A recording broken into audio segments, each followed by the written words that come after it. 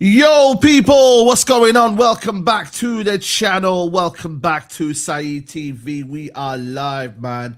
Mandem talk settings. We're here Wednesday. You know what I mean? We're still riding off that Man City W. You get me? Rants, man. What are you telling me, man? How's your week been, man? All good, fam. All good, fam. Can't complain. You know what I'm saying? Looking forward to Sunday, bruv. Looking forward to it, bro. Another statement on the way, fam. Bro, we need that statements, man. I can't lie to you, man. Me and Rance are having a good debate on Rance's show. Go check it out and that. And yeah, man, it was good, man. And I feel like for me, it's one of them ones where we actually now enjoy watching Man United. I'm like buzzing to watch Man United again. I've not felt like that in a while, bro. You get me? 100%.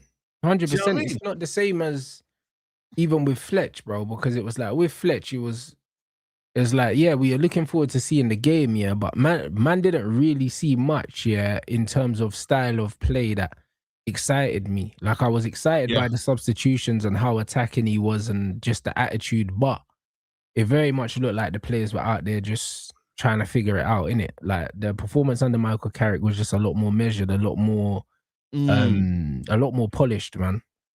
Yeah, facts, bro. Like, you know what this is all? Yeah, like it's the fact that the Kobe Manu performance just made everything so sweeter, man. Do you know what I mean? But like, man said he can't run. Man said he's not mobile enough. You know what I mean? He can't do all of the hard work. You know what I mean? Like Ruben Neves laughing at the fact that, you know what I mean, you want to play Kobe Manu in the Yeah, that was crazy, bro. Nasty, bro. The agendas to the point where people believed it, bro. People believed all of that shit. And then all it takes is one performance, and everyone's now not even talking about that anymore. Like Carragher showing that who ran the most out of possession.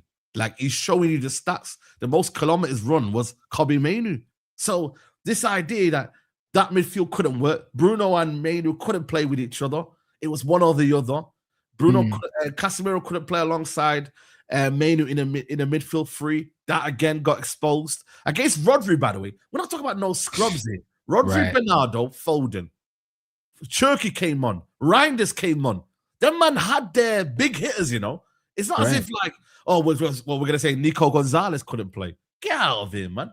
You know what I mean? We could have lost Kobe Manu in this January transfer window. You know how scary that is? That's scary, bro. To think that he could have went and was playing for Napoli. It's a real possibility, but that's why no one can come out and say that Ineos didn't back Ruben Amorim. They were going to back him to the point where they were going to get rid of a player that none of us wanted to get rid of. And to be fair to Ineos, they dug their heels in, and there was a couple of times that Kobe could have left because they stopped him from going in the summer. Yes. And then they stopped, and then they categorically said he wasn't leaving in January. So they did back Kobe, yeah. But bro, the fact that they were in a position where they were almost fighting against the manager to keep a player, yeah, that tells you. That's again, you know what I mean? Is this idea that he made us fight within the fan base about players as well? What that player can't play there, or now that players only can play right wing back, or you know, certain players can't play with each other, and you know what I mean? This player, like, get out of here, bro, man. And I don't want to keep looking backwards, but it kind of shapes the future of, like, you know what I mean? Like, we as Man United fans have got a duty, to understand that, you know what I mean? These players are good players. Like, you know what I mean? Like, we don't have rubbish players. Our squad isn't capable of not doing what they did on Saturday. Like they are. Do you know what I mean? But it's about applying the right formation. And this is what Carrick did. He had 3 training sessions. He said, yo, what is logical? What is the correct thing to do? And he did it, bro. Like, it was a brilliant tactical masterclass from Carrick here, because he nullified the Rodris, the Fodens, the Haalands. But at the same time, he just done the basics. You know what I mean? The basics of football: shape, organization. This idea of, midfield's going to get exposed. What happened in the midfield? Nothing. Did it get exposed? No. So that's what you kind of want on a manager. And maybe it is refreshing when you see a manager just doing the basics, Rance, where, you know, he's doing the things that are meant to be. Like, you know, we didn't see that for a while under my man. You get me? It's true. It's true, bro. But I think there's a danger, because people see it as he did basics. I think there's a danger of people of overlooking just how well he set us up, bro. Yeah. Because it's not like he just sat us behind the ball and we were just parking the bus. Like, no, we were actually playing. Yes, we were playing some good football as well. Like the football that I seen, I can't lie to you, bro. Like it was so refreshing, and you know what I mean. Like no Sesko in the team and Bumo, the fluidity. I said it like that might be the front three now that Man United might have to do, and Cunha and them man have got to get fighting to I think that team. against Bro. the big team, yeah, cool. I think against the smaller teams, you can Dogu out and put Cunha in there, perhaps. Do you know what I mean? And be a bit more attacking. But I think against the teams that we have to worry about, I think you need the extra defensive security of Dogu for sure. Yeah, 100%, bro. Like Dorgu's ability to get forward and get back defensively as well. And I think also like the coaching setup, like Steve Holland, Woodgate coming in as well. I think that's helped massively as well, because you can see like there was a detailed plan about what Man United were going to do, bro. And now until the end of the season, but you're seeing how this league is robbed right now. You're seeing that man are confused. Everyone's got their own problems, bro. Man United have just almost got to get into this zone here of like doing their job, and that their job is to win games, and just be consistent. That is our job until the end of the season. Like we haven't got to get caught in the madnesses over there. I know it sounds mad, but like watching other teams and whatnot, as much as we want them to drop points, but if we do our job, that's all that matters until the end of the season. United have got to have that self-accountability of, we do our job, we keep consistent, we do the simple things right. We could go far in this season. A man will be laughing at us saying, "Oh yeah, but you're out of the competition." Cool, I hear it. But you man have your Carabao Cup in it. You know what I mean? We've been there, done that. You know what I mean? United just need to get a strong league position. You see that? Right. You see where we were? 15th, from 15th to 4th, bro. That's a madness when you deep it, bro. Like that's a crazy turnaround. You know what I mean? 100%. If we do that, I don't think there could be any complaints, bro. Do you know what I mean? League position is important, and a brand of football is important. And if we get a combination of those two things, brother, we're laughing. Yeah, 100%, bro. And like I said, it's a big test now on Sunday. You get me? Arsenal are the ones here.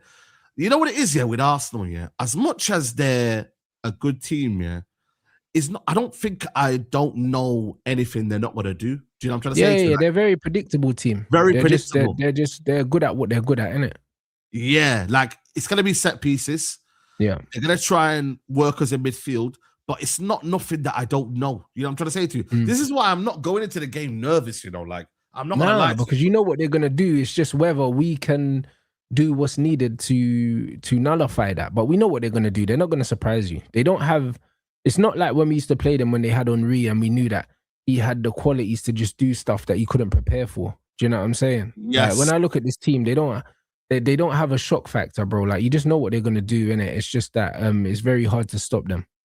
Yeah, this is the problem, man. I look at it from my point of view. Like even when I've seen them play against Liverpool, I see them playing against Forest, man. Very, very predictable, bro. And it's almost like they're waiting for that set piece, innit? And if Man United, like I said to you, man, can avoid... Because what happened last time, remember under Ruben Amorim's first game, bro? I don't think we played badly that game, we didn't. against them at the Emirates, bro. But then they'd done us over 2 set pieces. And I was like, oh, man. We were very unlucky, man, that one. That was the one of them hit Saliba and the Arsenal winning, I remember. Yeah, that was the one. Yeah, remember that one? Yeah, some jokes. We went in, and I was like, bro, come on, man. And that's the thing, though, man. It's you're working for them some small percentages, isn't it? If Man United can keep, I don't know, it's a tough thing to do, man. Is kind of stay away from giving them corners and then try and hit them on the break. Even when you look at it from the point of view against Liverpool, a lot of our setup in that game was good because we allowed Bruno and Cunha to get in behind. We've got to adopt the same mentality of sitting in a mid block. I wouldn't even tell Man United to even sit in a low block. Sit in a mid block here. Yeah, and don't get too deep, man. Because our pace is frightening, Like when you actually look at it, Ahmad and Bumo and Dorgu, if them three can get in behind that Arsenal, and listen, that Arsenal defense is a good defense, but at the same time, it can be got at. If you can get at them, because I think Bournemouth did the same thing as well when they had Semenyo and them, man, and they were causing a few problems. But in transition, if can use them that free to its totality and get in behind here and have that fearlessness, bro. I swear down, I'm not gonna lie to you, bro. We've got our weapons, bro. United now are going to be in a position where if Carrick now can use the team's strengths here and go to Arsenal and be like, you know what, man? Let's get at them. Let's pose a threat, bro. I'm not gonna lie to you, bro. It's looking like a possibility where Man United have got a game plan. That game against Man City have shown that Man United have got a game plan. With one game a week, United have got a game plan. You know, with Carrick's backroom staff, I feel like with a week to prepare for this game and having the players on side, I think we can expect a performance, man. I think we can expect one, bro. I'd be very surprised if we don't get one, man. Because what they did in 3 days, that would have definitely got the buy-in. Like, the best way to get buy-in from a players is to win. And they alluded to the same thing with Ruben Amorim and the board. It was like, yeah, cool. The board might have said, even though you're head coach, you'll get certain manager privileges, but the way to cement those privileges is to win football matches, and you didn't do that. So, do you know what I mean? Like, success is how you gain trust from anyone, innit? And I think that the players, like Carrick and them lot, would have gained a lot of trust from the players just because they did what they asked them to do and they won. And not only did they win, but they won well. So now they'll be in training this week, absorbing all the information, and they'll be looking forward to making a statement on Sunday, bro. And I believe that we definitely get something. But I want the 3 points because I believe that Arsenal look beatable, bro. They look beatable, bro. I'll be honest. Like, I wouldn't really be happy with a point. Like, as much as I would take the point, because an unbeaten run for Michael Carrick and for the players is amazing. But I genuinely think, that we can get 3 points there, bro. And they'll say, oh, yeah, but we haven't lost at home this season. So what, bro? Like, it's only January, bro. There's a first for everything. You're not going to go unbeaten for the whole season at home. At some point, you're going to lose. Why can't it be to us? Yeah, facts. You know, it's so true that, man, like, when you look at it that way. But I think even when Lisandro Martinez was talking about it, and it was like, yo, like the level of detail and the respect that the players have got, because they know, like, Michael Carrick, like, done it as well. You feel me? Like, man like Ruben, you get me? Like, man was a utility man. You know what I mean? Man was playing right back and that. You know, them was there, bro. Man weren't rating like that, bro. You get me? Like, man actually rates Carrick as a player as well, bro. And like that level of respect, because my man was a baller and he knew how to play ball. It's almost like it's a different sort of message as well, because man was like, in terms of like understanding the game, Carrick has a very, very good understanding. Like, one of the most intelligent players Man United have had, bro. Like, you go and look at a lot of the players that we've bought in. You go and say to yourself, yeah, but at the same time, like, you know, what's this player gonna do? But Michael Carrick's level of understanding is very, very good. I can't lie to you. Like, his attention to detail and his way of like thinking of football. That's why I was like, yo, big up Lisandro, man, because I didn't expect that from him, but he said it. And that there, to get that level of respect, that just shows you that the players are thinking, yo, he's not just put us out there to fail. He's actually got. Also, it shows you that Lisandro wasn't rating Ruben Amorim either, because that was definitely a backhanded, do you know what I mean, comment. Yeah. You know them ones. That was a comment as in, yeah, cool, like, well, we had a lot of the ball with Carrick. So he's basically saying with Amorim, we were just doing bare running, weren't really doing any ball work, and it was shit pretty much. Do you know what I'm saying? And he was one of Amorim's captains, so that tells you. Like, the fact that he was wearing the armband and he wasn't rating Ruben Amorim, it tells you we was in the ghetto, bro. Yep, 100%, man. Shout out to Marcel in the building, man. Or should I say, big up. I don't want to fight on that comment, Rance. I don't want to fight on that comment. What do you mean that Lisandro wasn't rating Ruben? Why wasn't he rating him, man? What? But have you read the comments? Yeah. What comments did he say, bro? So you haven't read them then? I haven't read them. No. Hey guys, someone put the comments that Lisandro put in about Carrick's training in the comments, and you'll see that it was blatantly a shot fired at Ruben Amorim. Yeah, it was. I can't lie to you, Marcel. It was war, bro. It was like, yo, already. You get me? He goes here. Okay, I got you the comments right here. He says here on the training sessions, he says here, so different mentality, different guy. He knows what it really means to the club. He sent us a message that he played there for a long time. He won everything. He's a big legend. He wants to help the club. I think we're in a tough situation, and today was the best moment to change that. So, you know what I mean? Like, he's already like literally sending shots like, yo, it's so different. You get me? Like, just the way you kind of see football, the way you kind of like play, like it's so different. The way you come across to the players as well. Big up, man. Yeah, like it's bro. After hearing that, what are you saying then, Marcel? Are you agreeing with him? Or? Yeah. No. I can see why you say that. Obviously, I think Lisandro, his performance against City was really, really good.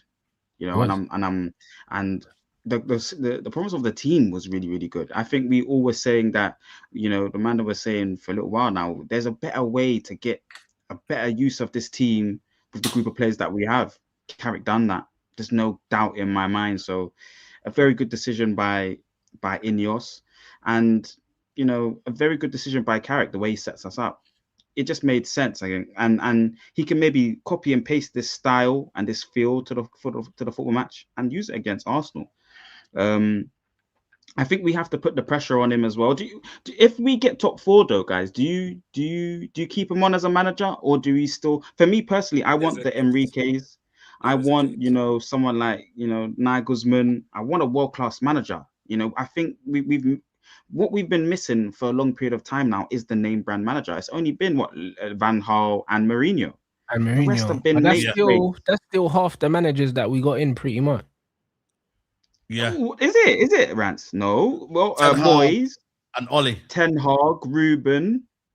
But Ruben technically was a name brand manager. He was one of the biggest names, out of the young managers, bro. That's why we brought him in, bro. Like, we brought him in because he was statistically a good name. We didn't bring him in because, like, he worked so hard and he'd been grinding. It wasn't a Thomas Frank appointment. Do you know what I mean? It wasn't a David Moyes appointment. David Moyes got the job because he was the longest serving manager in the Premier League aside from Sir Alex Ferguson, and he paid his dues and he almost earned a shot at the big time. Do you know what I'm saying? So he deserved it at the time, even though we could have gone and tried to get an Ancelotti or a Pep or something like that. But whatever, like, David Moyes was like Thomas Frank to Spurs. It was the same. Frank's been at Brentford for 7-8 years, got them up to the league, cemented it, deserved the bigger job. So yeah, cool. Van Gaal, one of the best coaches of his era, undisputedly. Do you know what I mean? Jose, one of the best coaches of his era, undisputed. Do you know what I'm saying? Like, the Ten Hag one was left field as well, bro. But we've done the name brand thing, bro. I'm not against a name brand manager, but I think they have to be an undisputed manager. If Carrick plays great football, and he gets us European football, bro, I don't want to see him leave unless we get a guaranteed top manager. And in football, I don't think there's many guaranteed top managers outside of the old guard. Enrique? He's the only one for me that's guaranteed. Nagelsmann, I don't have in that category. I have Nagelsmann in the same. I have Nagelsmann in the same level as a fucking De Zerbi and them, man. Like, that's where I have Nagelsmann. No, I agree. No, I agree with you. Hansi Flick. That's my guy, man. He's elite manager. Hansi Flick is elite. He's a name. If you can get a Hansi Flick, again, I didn't think of Flick because to me he's not leaving Barca. But if Flick became available, that's a name that I would entertain. Him and Enrique are actually elite, bro. I think a lot of these other managers are not elite managers, you know. Yeah. No, I think they're not elite. I agree with you. I just think we need to start behaving like a big club, Rance. And for me, we need the big manager. You know. But also, Marcel, you're kind of contradicting yourself because big clubs sack managers quickly, but you want to hold on to them. That's facts. So I am. He got you there. For me, No, I hear what he's saying, Saeed, and I understand where you're going with it, Rance. But for me, the big clubs like City or the big clubs in the Premier League that have been winning things over the last 10 years haven't been sacking managers immediately. You know, when we're looking because they had elite already. City already had elite. That's why. Well, when we're looking at Pep, he built something. He was there for a period of time. But he was already elite when he got there, so he earned the time, though. Do you know what I'm saying? Like, at Chelsea, they don't give managers times. If they don't do well, they'll sack them. Real Madrid will sack managers. They sacked Alonso quickly. Bayern will sack managers quickly. All the elite clubs sack quickly. Barca will sack you quickly if you're not winning. Do you know what I'm saying? Even if you are winning, they might still sack you. Do you know what I'm saying? If we want to be an elite club, we have to hire and fire, with no discrimination, bro. It just needs to be cool. You've got the job for now, bro. If you don't do well, you're gone, bro. And I'm okay with that model. I believe that's the model we should have. I disagree with you. I believe it should be the other way around. I believe it should be. But then it's not a big club model then. And hold on, I think the three managers out of the three football clubs that you mentioned, Chelsea are not a big enough football club over the last 10 years or so, and the other ones are outside. They still won a good amount of trophies, bro. Chelsea more than Arsenal, the team that Chelsea they compare everyone to with Arteta. Yeah. Chelsea are a big club, man. Chelsea are a big club. Yeah, no, but outside, they haven't won the Premier League. One, let's just put that there. And then within the last 10 years, they have won the Premier League. And then outside of what year? And 17. 17, yeah. So they're like And 9 then, years. and then Tukes, they won Champions League. When was that? Yeah. 19? Yeah, Champions League in 19 and the Premier League in 17. But either way, like, they've won more trophies than Arsenal, a team that people are talking about. Arteta had time, bro, and he's got 1 trophy, bro. So it's a slippery slope, innit? I think that we need to underline, yeah, what we're doing here, bro. Like, the very top clubs, the elite clubs, the PSGs, these man sack managers. They sack Pochettino, bro. Do you know what I'm saying? Like, man can win the league and get sacked at PSG, bro. That's what PSG do. So all top teams, yeah, hold a standard that if it's fallen beneath, you get sacked and there's no conversations in it. I believe that's where we should be. So if we're asking for a manager to be given time, yeah, that's not a big club model. That's a Brentford model. I think Liverpool are a big club. They had a manager for a period of time. I think City are a big and club. They're going to stack Arne Slot at the end of the season, no matter what, pretty much. I think Arsenal Football Club are a big club and they've built something. City are a big club and they give you time. I think these 3 football clubs are the clubs that amass amount of points over the last amount of years, and they've been doing it through having a manager through a period of time and being able to improve the squad. But they were elite managers, bro. We can't overlook that, Marcel, because Liverpool won the league last season and they want their manager out now, bro. They're sacking him in the summer, no matter what. Slot is gone, bro. He's a dead man walking. Yeah, they won it with the off the premise of that previous elite manager team. And these elite managers don't really exist. We've just spoken. There's only 2 now in the game, really. That's not past their sell-by date, and that's Flick and Enrique. Pep, yeah, is on the wrong side of his prime. So is Jose. So is Carlo. Do you know what I mean? Like, and Jurgen Klopp is in a sabbatical, bro. Yeah. So no, but I feel like for me, I'm still gonna believe, and this is always why I'm gonna have a different opinion from you guys. That's perfectly fine. I think as fans, we that's the whole premise of this. But for me, again, Liverpool period of time, especially in recent history, what requires to win this league, what I've seen in recent history, is a manager at the helm that builds something over a period of time. I'm showing you 3 clubs there that have amassed X amount of points, and they've had a premise of a main figure, and it's in the league, because you'll go into Real Madrid, it's a different 2-horse race. You'll go into Bayern Munich, 1-horse race. It's a whole different kind of a different soup that they cook over there. In the Premier League, it's been one manager at a period of time amassing points, upregulating the squad. You look at City, they're the ones that lift the Premier League at the end of the season and are up there with the most amount of points. Liverpool, same thing. Obviously, you've mentioned the 1 season, but it was Klopp's team. And Arsenal and Arteta, yes, not trophy winners, but we had Ten Hag, and you lot weren't happy with trophies. You wanted a mass amount of points over a period of time. So with those 3 managers there, we need to emulate something like that. And then even our previous history, Rants and Tex and Saeed, it's been Sir Matt Busby reinventing teams. It's been Sir Alex reinventing teams over a period of time. I think for me, that's what I believe in. I understand that you're saying what you believe in is we got us hire and fire until we make it. But this is just how I believe in. And I think, we haven't got there. We've been doing what you want, hire and fire. We've been doing that over the last. We haven't 10, though, because we kept Oli for 3 seasons. Oli should have got sacked sooner, bro.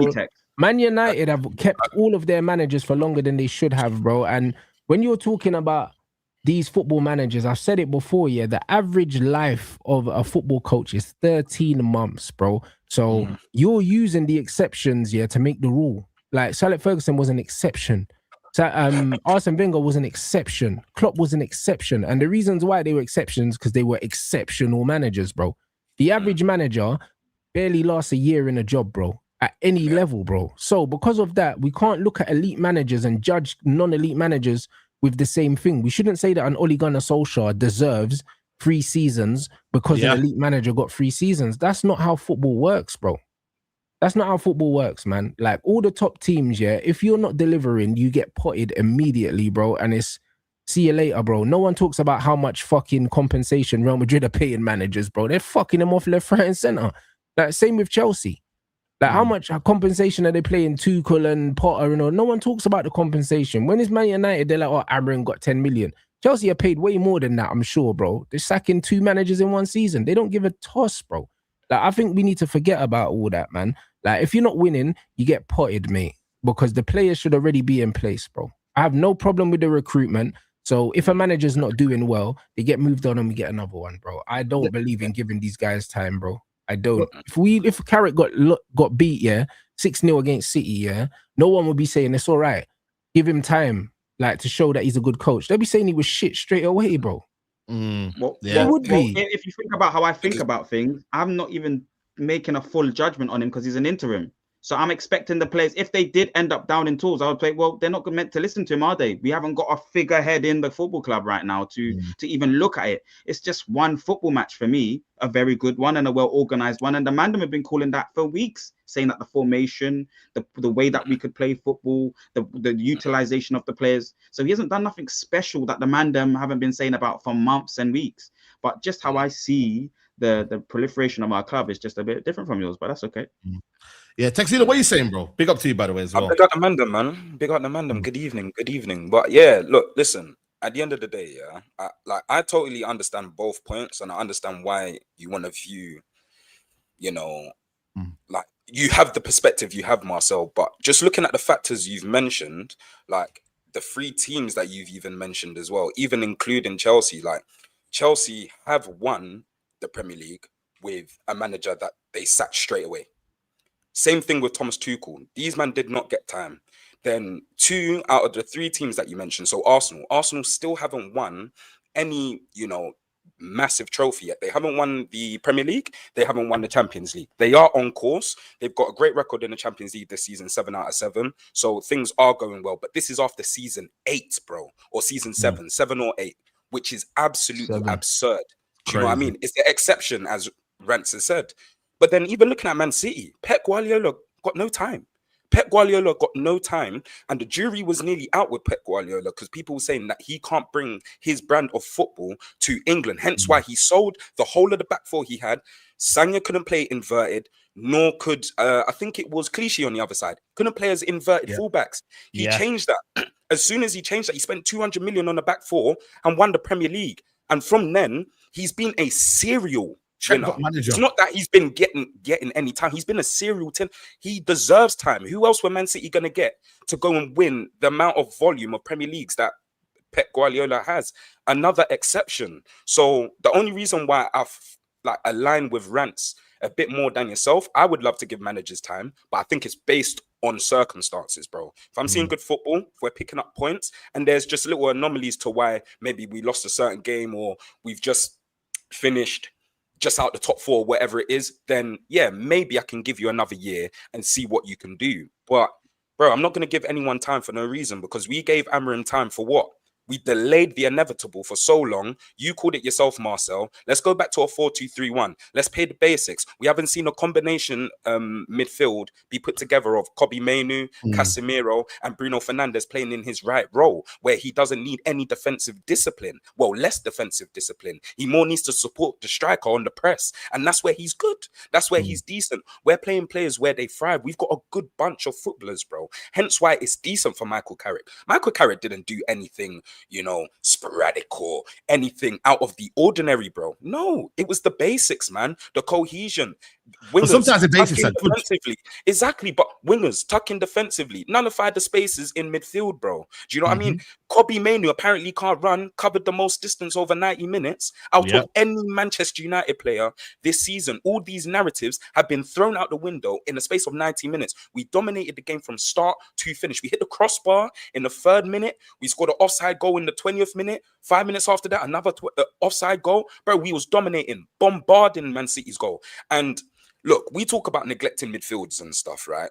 Even if you look at how Man City are being turned over, they're being turned over on the transition. Why? Because they brought Rodri back and thought that he's a force field. No, you got Norwegians giving him the step over and slapping them top bins now. It's like you need to be compact. Just do the basics, bro. It's as simple as that. The players that we have moving forwards, I think there is some sort of projection for us to finish top 4. If anything, we must finish top 4 with the players that we have, especially with the competition around us. I think we must finish top 4. And then we can have a conversation about either potentially keeping him on or who's available now. Can we go and get a top tier manager? And if we go and get a top tier manager, they would have to play near enough the same brand of football that Carrick is currently replicating. You know what I mean? It is one game, but if he can consistently make our team perform like this over the next 4 to 5 games, bro, we're laughing. We're genuinely laughing, bro. And if we go and get a big manager, this is where Ineos need to step up and mark their wrongs, use their experience, bro, and just allow the man to do what he wants. And if you go and get a Luis Enrique, bro, and he says he wants to sell someone or whatever, go and let him do what he wants, bro, because he's going to want to play his brand of football and, you know, build Manchester United in his way. Okay, I got a couple questions on that then. So go on, Saeed. He looks like he's got the aura, the authority. He's got the control as well. So yeah, bruv. It's looking pretty good. I agree. You made some good point. Before you come, Marcel, I think the conversation is always like Man United are the what you call it. We always ruin careers, but I don't think Man United have wrongly sacked a manager. I just think they made wrong appointments. You know what I mean? In aspects, because it was easy to go and go and get Mourinho, but was it the right appointment at that time? Because you're looking at Van Gaal, he was a coach, he was doing the right things to coach, he was, he was developing the youth. Mourinho wasn't that. Do you know what I'm trying to say to you? So I don't think necessarily Man United sacked the wrong managers, because they don't. Every manager, for me, deserves to get sacked, in my opinion. But I think they've appointed the wrong managers at certain times. I think Van Gaal didn't deserve to get sacked. Everyone else. Maybe not. Maybe he was the only exception where I actually felt bad for Van Gaal, because we just won the FA Cup. You could see he needed one more season. Maybe he's the only one, but everyone else, I can't lie to you, probably deserved the sack in the end. So we kind of have to be very careful in this idea of like Man United making mistakes. But this next appointment, I'm with Marcel. It has to be right. And if you're going for a world-class manager, it's got to be the Enriques. It's got to be the top tier. Because then you could have the argument of, well, if you go and get the ones like Glasner and them, man, they might not do as better as Carrick. I'd argue that they won't. It's not even might. They won't. Well, you have to give that, you know what I mean, that if, because you just never know. I just think that they won't, bro, because I just think that, you see, the brand of football matters to me. This is why I don't want Unai Emery at my club. This is why I don't want Tuchel at my club, because the brand of football does matter to me. Cool. People say, oh, it's all about winning, but I don't believe that you should compromise style of play to win games. I believe you can do both. So it's just one of them things. I think the Bournemouth brand is very similar to what we saw from Carrick, I think. Yeah, but defensively, way better than what Iriola does. Iriola's defending is not like. But I think the level of defenders. The way we defended with Carrick was closer to what Glasner kind of does in terms of the way we condense the space. But the way that we break is very Man United, bro. Like, do you know what I'm saying? Like, even even Mbumo as the fluid front three that we played, pretty much. Do you know what I'm saying? It's very Man United-esque, bro, and it replicates the team that Carrick actually played in. And that's my favorite Man United team. The best team I've seen Man United play. Can I just say something on here quickly? The reason why we didn't like Ole was because of the style of football. Like, I thought we were trying to go away from counter-attacking football. I thought Ole was even trying to go away from counter-attacking football. We spoke on that very, I want to say famous interview about taking the next step and playing from the halfway line, having your centre-backs on the halfway line, something text that obviously Pep does, and that's why he's so open and that he's getting killed in transition, because he believes in trying to play a lot of passes and possession in the opposition half, break down teams on the outside, underlaps, overlaps, but he likes to play from the halfway line and keep the ball, centre-backs there, a lot of the players in the opposition half. Our style of football that Carrick was doing, for me, it was similar to an Ole style of football. I don't think it was counter-attacking. I disagree. I disagree with that as well. Counter-attacking at all. It was, if I can just flesh it out, if it was more condensed in terms of the space, but it was more vertical, it felt like, but you could see a lot of Ole's counter-attacks. No, but I disagree. And even with Ole, do we want to play? Hold on a second, Musa. Let me flesh it out. Do we want to play from the halfway line? Attacking style, dominant style of football, high possession football, or are we still going to be anticipating this low possession amount of football, but high octane, attacks, vertical? I thought, our whole ambition was to change the outlook of how Man United play, and that we want to play football. That's what an Enrique would bring, and he would find himself coming into issues because you need more technical players to achieve this style of football. Nah, I think what happened to Man United enough, man. I think people are sleeping on the fact that we're playing against the team that averages the most possession in the league, bro. We were never going to outpossess City, bro. So we didn't try to. That wasn't a counter-attacking display because we did keep the ball when we had it. We did build up. It wasn't very, very direct, bro. We did look at the amount of rondos and the highlights that we seen from that game. That's not a direct team, bro. We was popping them off the park, mate. Like Bruno Cornea. Like, I was that's what I about mean. to We ask, how weren't many just, we weren't direct just balls did you hoofing see it going straight up the behind? line. Exactly. That No, never there weren't no happened. direct balls. There Never wasn't. happened No, once. this There was was only one diag from Bruno Fernandes, and that's not a ball in Yeah. behind, is it? That's more There are- switching the play type of thing. So it's I like, think bro, I if you think, disagree. no, but if you think about it again, Marcel, yeah, bro, even the way we was playing football, bring the stats up. You'll see the stats will tell you that. it weren't just one. It weren't just one, two.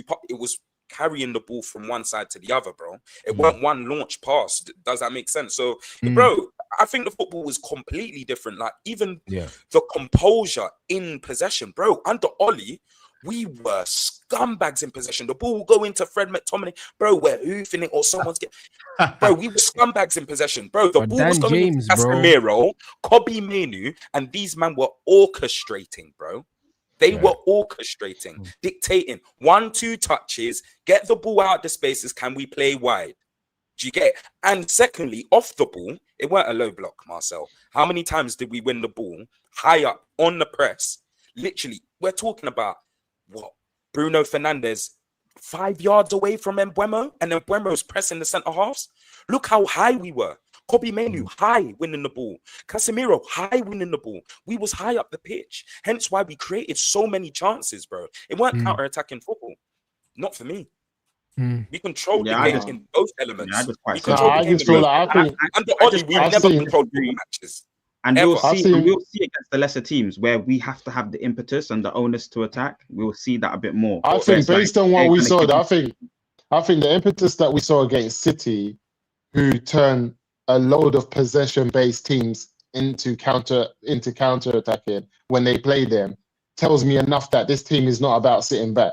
Because like City do this to Madrid, they'll do it to Barca, they'll do it to PSG. They've done it on different nights to teams who are, all about possession and playing with possession. City has stuck it right on them based on how Pep plays the game. One of the best at doing it. So I feel like when Pep does that to you and you're still able to play the game the way we did to that level, tells you that on any other day, we're not playing like that. Or we're not going to be under as much pressure as much as we were onto City. These men are comfortable on the ball. They're not like they're not comfortable on the ball, brother. All of their players are comfortable on the ball and they're comfortable playing how Pep wants them to play.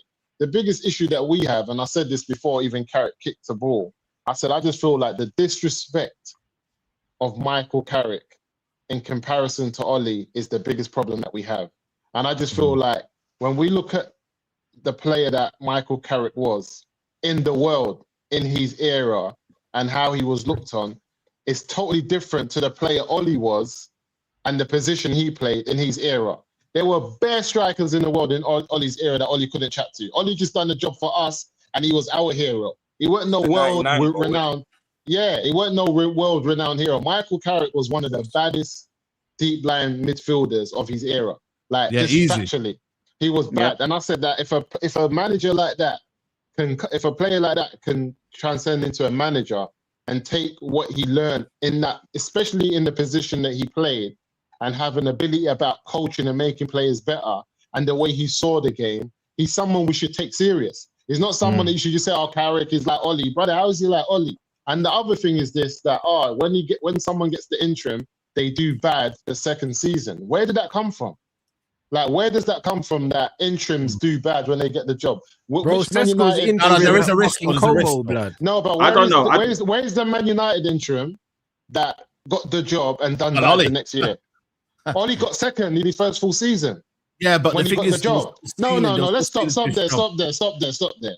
Ollie got the job. You think that his football didn't evolve though? No, Ollie's full first season at Man United. What did he get? He was what? Did he get second in his first full season? He got third. He got third. Yeah, he got third and second. So what I'm saying to you is this: cool. Where is this? He flopped. Didn't Ollie get third? I didn't say he flopped. The issue was the style of play with Ollie. Yeah, I'm not against the premise of what you're saying. That's what I'm saying. Yeah, that's what I'm saying. The style of play was the issue. But when we're talking about Carrick giving us a style of play, getting the job based on this style of play, and then Carrick finishing third next season or second, there's no flop in that. No, I agree. Musa, check your WhatsApp, Musa. Yeah, let me check that. No, I agree with you, Musa. I'm not condemning him. That's why I started the questioning with, listen, if this man gets us top 4, do we keep him? You know, Ransom. A few people said yes, unless there's a world-class manager in place. Otherwise, I've said once we got rid of Ruben, I said bring me the world-class manager now. I wanted them to find the world-class manager and hide. The interim's kind of like a murky period that I don't really like. But if Carrick can deliver, he's got 2 big football matches right now to deliver. And like what Texas and everyone is saying, top 4 has to be what the demand is. You know, that's still on for us. We can definitely achieve this. We can definitely beat Arsenal in a few days coming. And then the next few games kind of ease. We've only got a few games left. And I like the way he's like what Rance is saying. We're playing that exciting football. It's not Sesko, it's fast front three. It's a fast front three, high energy, high pressing. I do see elements of the pressing from the front line as well, Tex. I can't take that away from you at all. You're right in that sense. But for me, I saw times when there was 11 man behind the ball and we're deep in our half. And maybe that's just do that to everyone, though. Any team, bro. You know, certain teams can just do that to you. They can pin you back, bro. Yeah. Like, it's just how they're built, bro. Those footballers, technically, and what they do in terms of passing patterns. And remember, they've had the same core players for God knows how long. They're going to pin anyone back. Man City can pin any football team in the world back. Arsenal, PSG, Barcelona, Bayern Munich, anyone, bro. Anybody. So that's going to happen. You're going to have periods of the game where that's going to happen. Bro, in top tier clashes anyways, bro, if Arsenal was to play Chelsea or City were to play Liverpool, there's going to be 2 sides to the game anyways, bro. Like, one team's going to be dominating, one team isn't. I've seen Klopp's team literally be relentless on City, and then I've seen Pep's team push their team back. Like, it's going to happen, bro. But it's about more how we play on a whole, on average, over consistent 10 games against low teams. Can we sustain a good amount of football? Can we bang goals, concede less goals? That's improving, bro. Do you get it? If we see those little improvements, bro, I'll be happy with that, man. But the basics that I saw alone amaze me, bro. The basics alone, bro. The thing is, though, what does everyone want to see, though? Is it possession-based football? Is it attacking with intent? Is it having a shape? Is it being disciplined? Is it having more ball off the opposition? The basics. Let's get the shape right. That's what Carrick can do, though. Carrick can do that. Just the little foundations first. Then we can think about the excess stuff. We need to build that core foundation. Let the team become. There needs to be some synergy and cohesion. We haven't seen that for ages. And another thing is, the fan base has to stop looking past Carrick. That's the problem we're having right now. Why though? No, why should you tell me? This is it. Well, hold on. Okay, go on. You know why? This is why. Because Carrick, for some reason, is responsible for the sins of Oli. That's just fact. I don't know why, but man are holding him to the sins of Oli and the past sins of certain managers. But when Carrick has been here, even in his interim period, he had a good record. He's come back again. He's holding his own. He's basically finishing off where he left off with his first period. And he's coming with a stronger team as well, bro. And he's coming with a stronger team. He's coming with, especially Woodgate. That man there can defend, brother. He was a serious defender in his time. And I just feel like looking past Carrick now kind of throws everything in the bin in terms of the good things that he's doing. Because man's basically saying, no matter how good you do, there's someone better out there. Man want to start calling out the Zerbis and calling out all these names. And in reality, the fact is this. If Carrick gets the job, he's most probably going to get like a 2-year contract or something like that, 2.5 year, whatever. Yeah. But if he continues to do what he does now, and in 2.5 or in I don't know, second season, and we're still progressing how we are, but we feel like we can go another level, then you make the change. But what I'm saying is, who's this manager that's going to come in the next 18 months and get us playing to this level that we might already be at? That's what I just don't get. This urge to bring in the next manager who isn't going to be held responsible of winning the league, winning like the Champions League or winning any major trophy. The next manager that comes in, no one's telling me that unless it's like everyone's saying Luis Enrique, no one's going to be expecting this next manager to win anything major. So no, we're not saying madness. So but then when you look at the league table, if it's based on football only, then just keep the manager that's got us playing football. I hear you. That's what I said, bro. Yeah, go on, Rance. No, I agree. No, Rance, I agree, bro. Do you know why I agree with that? If he's producing the work, then give it to him. But I feel like a lot of times in the past we've given jobs based on just hopium or just what we think could We happen. haven't though. A lot of the times Once, you're talking No, about. I'm saying, for example, Ollie should have been Once. sacked earlier. Yeah, but Ollie's the only one. People can't be using Ollie, yeah. No, I'm talking about in general. As the I feel like, benchmark. no, but Rance, I feel like in Even general, Ollie's team, we just don't right now. judge managers properly in general. You know what? If we Right start now, doing it even from now, Ollie's team, then yeah. Right. even Ollie's thing right now, when I looked at it, yeah, Ollie didn't play a certain type of football that he kind of promised to play after year one and a half. Yeah, I agree with that. I agree with that. So that was the first problem. The second thing that happened to Ollie, I remember the whole fan base screaming, Ollie needs to go and get someone more senior in his staff to kind of help him, because as a manager, as someone who gets the club and understands the direction we want to go in, he needs help though. Yeah, he needs help though, and Ollie didn't do that. But the factual facts are this: where Ollie finished. When Ollie got sacked, he was 6 points off the top 4, and Ollie sat on the program and said, had he had the chance to finish the last 18 games that were left of the season, or 15, he believed he would have got top 4. But like I was telling Noradine, after getting third and second, it's no longer good enough just to get top 4. You But that's what I'm saying to you. third and second. 1 minute, you can't be getting third and second and not competing for the league. The fact that he wasn't competing for the league in his third season is what made Ollie a flop. Because you have to compete. That's the thing. But what we're saying is, so Ollie flopped because he didn't compete in his third season. But are you saying Ollie flopped because he finished third and second in his first 2 seasons at the club? That can never. You listen. Ollie was going against arguably the 2 best managers we've seen in the league since Wenger and flipping Alex Ferguson. Yeah, facts. He was. And Mourinho. He was going against Klopp and Pep, the man in their prime. And the what did you say? Mostly, what did you say? You just said, no, he couldn't get to the next level. You said he couldn't. No, but that was in his third season side after getting the back, and he was getting against Pep and flipping Klopp, who were also going like gunshot for gunshot with their teams. Really, we had no right for Ollie to be winning anything. But obviously, the fan base and the head that we had, we thought we deserved to win the league. But if you really look at the City team and the Liverpool team that Ollie was competing against and where they were, we didn't really have the right to win anything. But you know what Ollie's biggest problem was? The team didn't look attractive in how they were playing the game. Had Ollie's team been playing attractive football and he was 7 points off the top 4 after the first 20 games, he wouldn't have been getting sacked. Why are you getting sacked for? But some would argue that Ollie played the best football at United. He did, but that's what I'm saying. Our ambition then was much higher, but still, we worked the third season after the way things went with Ronaldo and all of that. It was different. Bro, the most controlled Man United have been was under Van Gaal. Yes.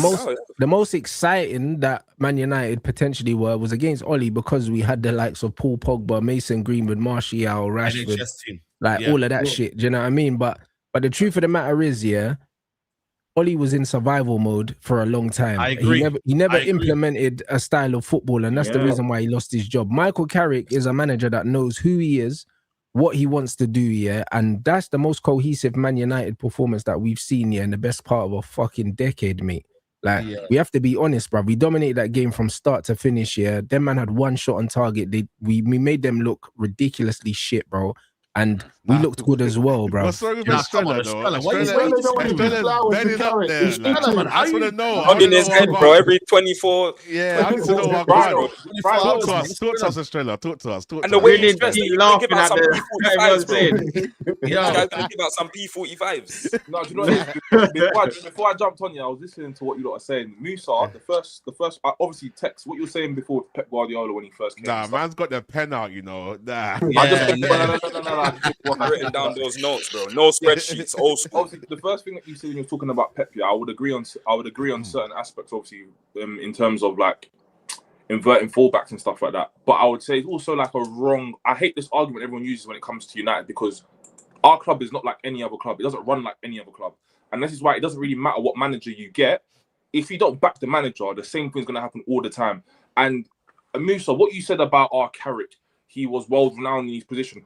Ollie wasn't a scrub as a striker. I'm not saying he was a top striker, but he wasn't a scrub. Wait. And going by your notion, if we're going to go by your thoughts and say, because Carrick was this world beater in midfield, it can transition over into managerial thing, then why is Steven Gerrard where he is right now? That's not the point he was making, though. No. The point I was making. Right, I said the respect that Carrick is due on his attempt.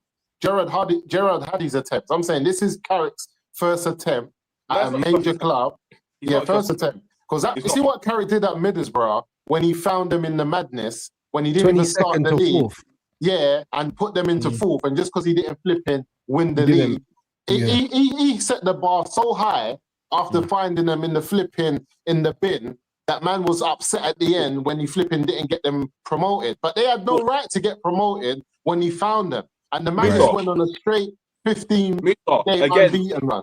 And now he's not 1 minute. Similar to and this is what we were speaking about before, Company coming to the league with Burnley after being in the Championship and then going on to and getting a big job that everyone said he had no right to get.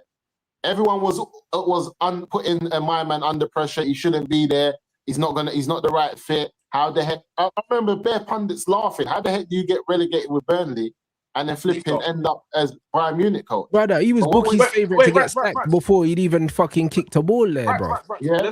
Let's call. Let me just address a few things that's been said. Yeah, for argument's sake, I'm not trying to argue. I'm just trying to say my point. In terms of coming from the Championship and Premier League is one thing. Two, because I've seen several managers do that and it hasn't translated well into Premier League clubs. Two, again, I watched Carrick very closely when he was at Borough because I wanted to watch Chuba when he got loaned back out there and he managed to pick up his career again. Like he was one of the. I think Chuba got a mad record for one of the strikers that season when Carrick was there, and that's how he got his move over to Ajax or wherever he went after. Yeah. So my thing is, I've seen how good a coach Carrick is. I've seen McKenna be a good coach. I've seen quite several coaches come from Championship and be good. And the point that you're making about Company doing well with Burnley and then coming up to the Premier League, Burnley didn't back him the way he should have been backed. They didn't. The style of football he was playing, those player profiles that they would have helped him be competitive in the Premier League, they never backed him. And him going to Bayern Munich about not him being qualified, it's only in the British press and media that they have a problem with this. In Spain, who did Guardiola coach before he went to Barcelona and Bayern Munich and all of these people? Exactly. When it's outside of the Premier League, when you're like a good player, so like a Wayne Rooney or something like that, they're easier, more accepting to get these coaching jobs for either Spain or Real Madrid or whoever. When it comes to the Premier League, everybody wants to rub their nose and say, go to the Championship and work your way up. So it's only in the English media that they were setting Company up to fail before he went to Bayern Munich. Even though you want to use it as a valid point, my valid point is this: Carrick's been here when we have failed. Fair enough, he didn't have complete autonomy, but he's been here when we have failed under different people. My thing is this: if Carrick is this such of a good manager, even after what he done with Middlesbrough, how come there's no Premier League clubs clattering after him? Why is it always United? We either have to go back to something that feels good. Who was running after Company? You just answered the question, though. Go get the best person for the job. How many games has Michael Carrick coached Man United? 4. I couldn't tell you. Let's 4 games. What's his record in the 4 games that he's coached Man United? Let's just deal with the man. Let's deal with one game good enough for you.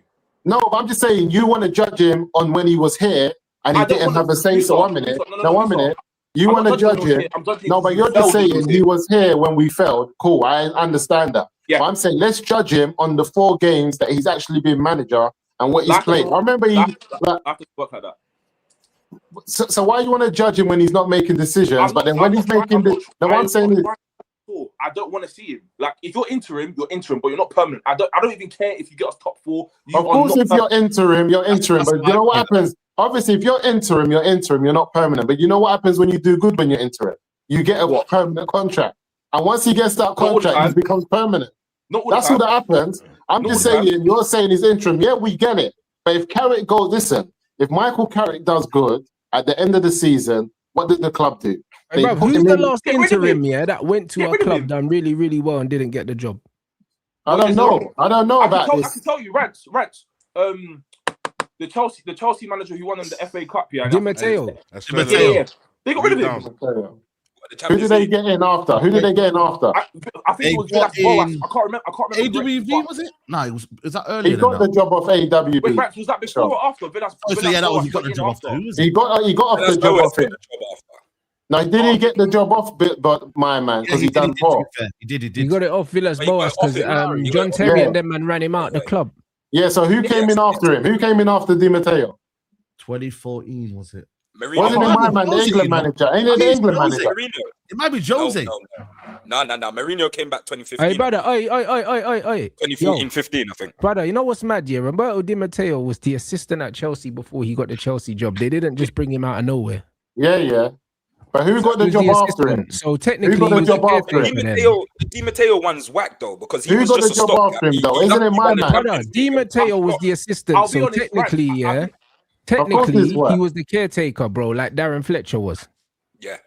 Because he was already at the club, so he doesn't count. He's probably a caretaker. Yeah, Carrick. Listen, at the end of the season, if Carrick does well, he's just going to go in a hat with other coaches and other managers, and then they're going to judge on who's the best for the position. It's that simple. You know what should actually happen? This is how it Rafa Benitez, by the way. I think it was Rafa. This is how you pose to Carrick, yeah? You take us to the end of the season. We have certain aspirations, and if you can meet those aspirations, you could potentially be in the hat. But really and truly, this is an opportunity for you to demonstrate your skills, at a club where there's decent players. And obviously, Crystal Palace job's going to come up in the summer. There'll be a few Premier League jobs where you put yourself out there. At no point in time should Michael Carrick be leading you. I'm done with this stuff, yeah? You know what it is, though? Man United are shopping at Crystal Palace level managers. We're shopping at Bournemouth managers. We're shopping at Crystal Palace managers. We were even shopping at flipping Brentford managers. And then we want to send the manager to say that he's good enough for them. And that's the same manager we're shopping for. It just doesn't add up. Like I think you said earlier, right? Unless the manager is unquestionably elite, and no one questions his elite level, it's long. Saeed Musa, it doesn't matter who you get in charge of Manchester United. If you do not back them, this is what I said. I'm tired of this. We need to throw that in the bin right now. Bro, I swear you just need to throw that in the bin, bro. That argument, argument doesn't make sense. Let me give the argument doesn't make sense. So you wouldn't take Carrick, even if he does well. Text. Let me give my. And he has a great relationship with the hierarchy. Text. But then you will try and experiment that with someone else. All right, fair. But I'm not experimenting. Let me say my argument before anyone does the rebuttal. I've said I don't care who comes in as Manchester United manager, because evidently over the last 15, 20 years we've seen failure. Yeah, that's trauma, though. You're talking from trauma. No. Let's talk about the last 15 years, because that's some idiot argument. Are you allowed to land? I'm listening, bro. I'm listening. Before I jumped on the show, you earlier mentioned Klopp. You mentioned Pep as well. And I'm saying at United, Marcel did blood. Do you know what I mean? Let's not talk about now. No, I listened to Pep. You got the pen as well, man. Writing the wrong notes, bro. You're not hitting your KPIs, man. I heard you talking when you was talking about Pep allowing to spend 200 million. It was actually 150 million or whatever. I switched up. So you did mention him. My point is this here, not to argue about semantics, is doesn't matter who comes into Manchester United. If you're not going to give them the actual support and the backing that needs to be done when you first get them, it doesn't matter who's in charge. Like Ruben Neves, if he wasn't the correct guy, that's fair enough, cool. You spunked money on him, but you didn't buy him the right player profiles that you know he needed. Even when you got No, they did. No, they didn't. Yes, they did. They said they wanted a left back. Okay, cool. He said he wanted a left back. How do you go from Nuno Mendes? How do you go from Nuno Mendes to Patrick Dorgu? And then after you get, we're never getting Nuno Mendes. Dorgu's playing well now. Wait, then after Patrick Dorgu, you also signed Leon. Have you seen him once since pre-season? That's not the issue, because if Leon starts doing it, but then you try to wrap it up like an actual signing during the summer. Brother, he got every player that he wanted. Nuno Mendes was using us to get a new contract, bro. He said tell me one position that he didn't get. Wing backs and a midfielder. He said he got wing backs. He got offered 100 million for his Bruno Fernandes, the captain, and he was part of the reason Bruno didn't leave. He told Bruno that it was an important the only reason. That's what I'm saying. He was a pivotal part for Bruno not leaving, so we got 100 million to go replace it. We need to stop spreading misinformation, bro, because the fucking Athletics said, that Ruben Amorim chose, another striker over a midfielder, bro, and he got Sesko, bro. We could have got a midfielder, and he chose another attacker, bro. So I'm not trying to hear he didn't get a midfielder. That was his Right. choice. Yeah, same. I'm not hearing that. Be the midfielder as well, though. Let's put that as well. We need it, but he didn't want it. It's small Ineos, and they should have said. No, we're saying the manager's not not what back. Pep and Klopp had to do. Pep and Klopp ain't a scrub like Amarim, bro. That's fine. Wait, Rants. Rants. If you want to use the argument, that's fine. But then I will rebuttal to you in the same sense that you can't keep comparing United and say, oh, they should act like other bigger clubs or blah blah blah. If you're not going to do the same, regardless if they're scrub or not. But you're speaking to the wrong guy though, because one thing I'll say to you is this as well. Michael Carrick here is not going to be upset about the type of business Man United have done in the last 2-3 windows since flipping Ineos has come in. Ineos have come in. We can name the players they've bought. Nobody was looking at these players saying it was mad.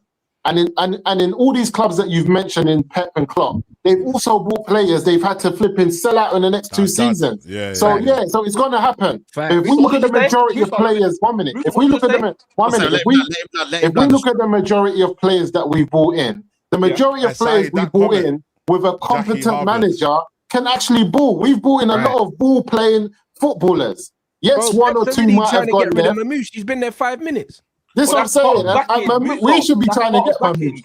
You just shot yourself in the foot. It's part of backing. You just said there's players that they will buy, and after 18 months they're dead and have to get rid of them. We buy players, and 8 years later they're still here.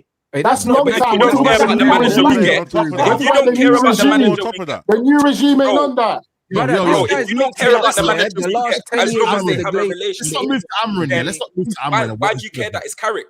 Hey, If bro, you don't care about the manager we get, as long as they have a relationship with the manager, then why they just got Ugarte and Zersky, and we've been seeing them ready to pull the plug. This is the way the new flipping ownership's moving. Whether I like them or not, I've seen them get players recently, and they're ready to pull the plug. That was before. Better. But what I will say though is, can we apply the conversation to the future rather than not to the back? Like Amrin was just a rubbish manager, so I don't give a shit if they didn't back him anyway. I'm not gonna lie to you, man. Yeah, but Saeed, do you know what I think? I'm with you, bro. These man draw me out. They make me negative. No, but I'm in the conversation. I don't trust Ineos. And if we give it to Carrick, we're enabling Ineos to make bad decisions. No, but Saeed,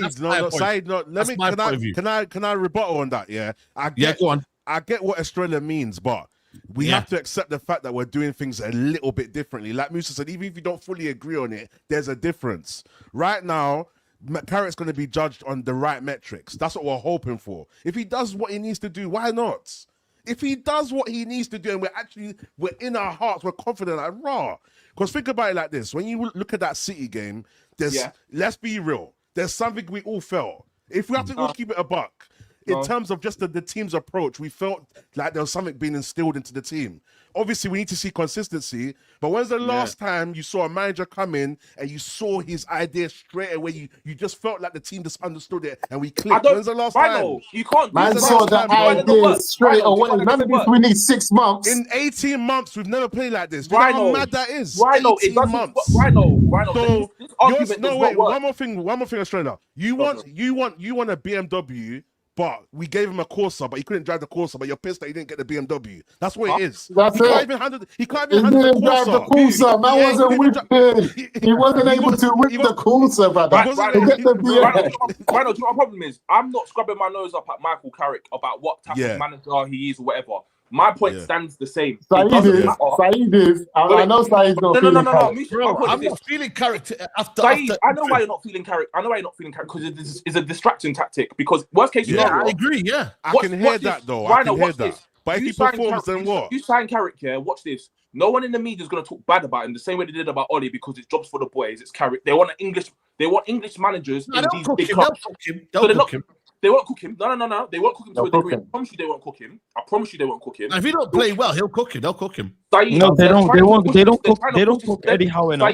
In this country, they're pushing this agenda that we employ too much foreign managers, too many foreign players. They want stuff to be more English. So him already being English, him already being playing for the club, you're not going to be angry at the manager because starts doing crap. Do you know the mistake you're making? Watch this. I'm going to give a mad example. I think it's a dumb example.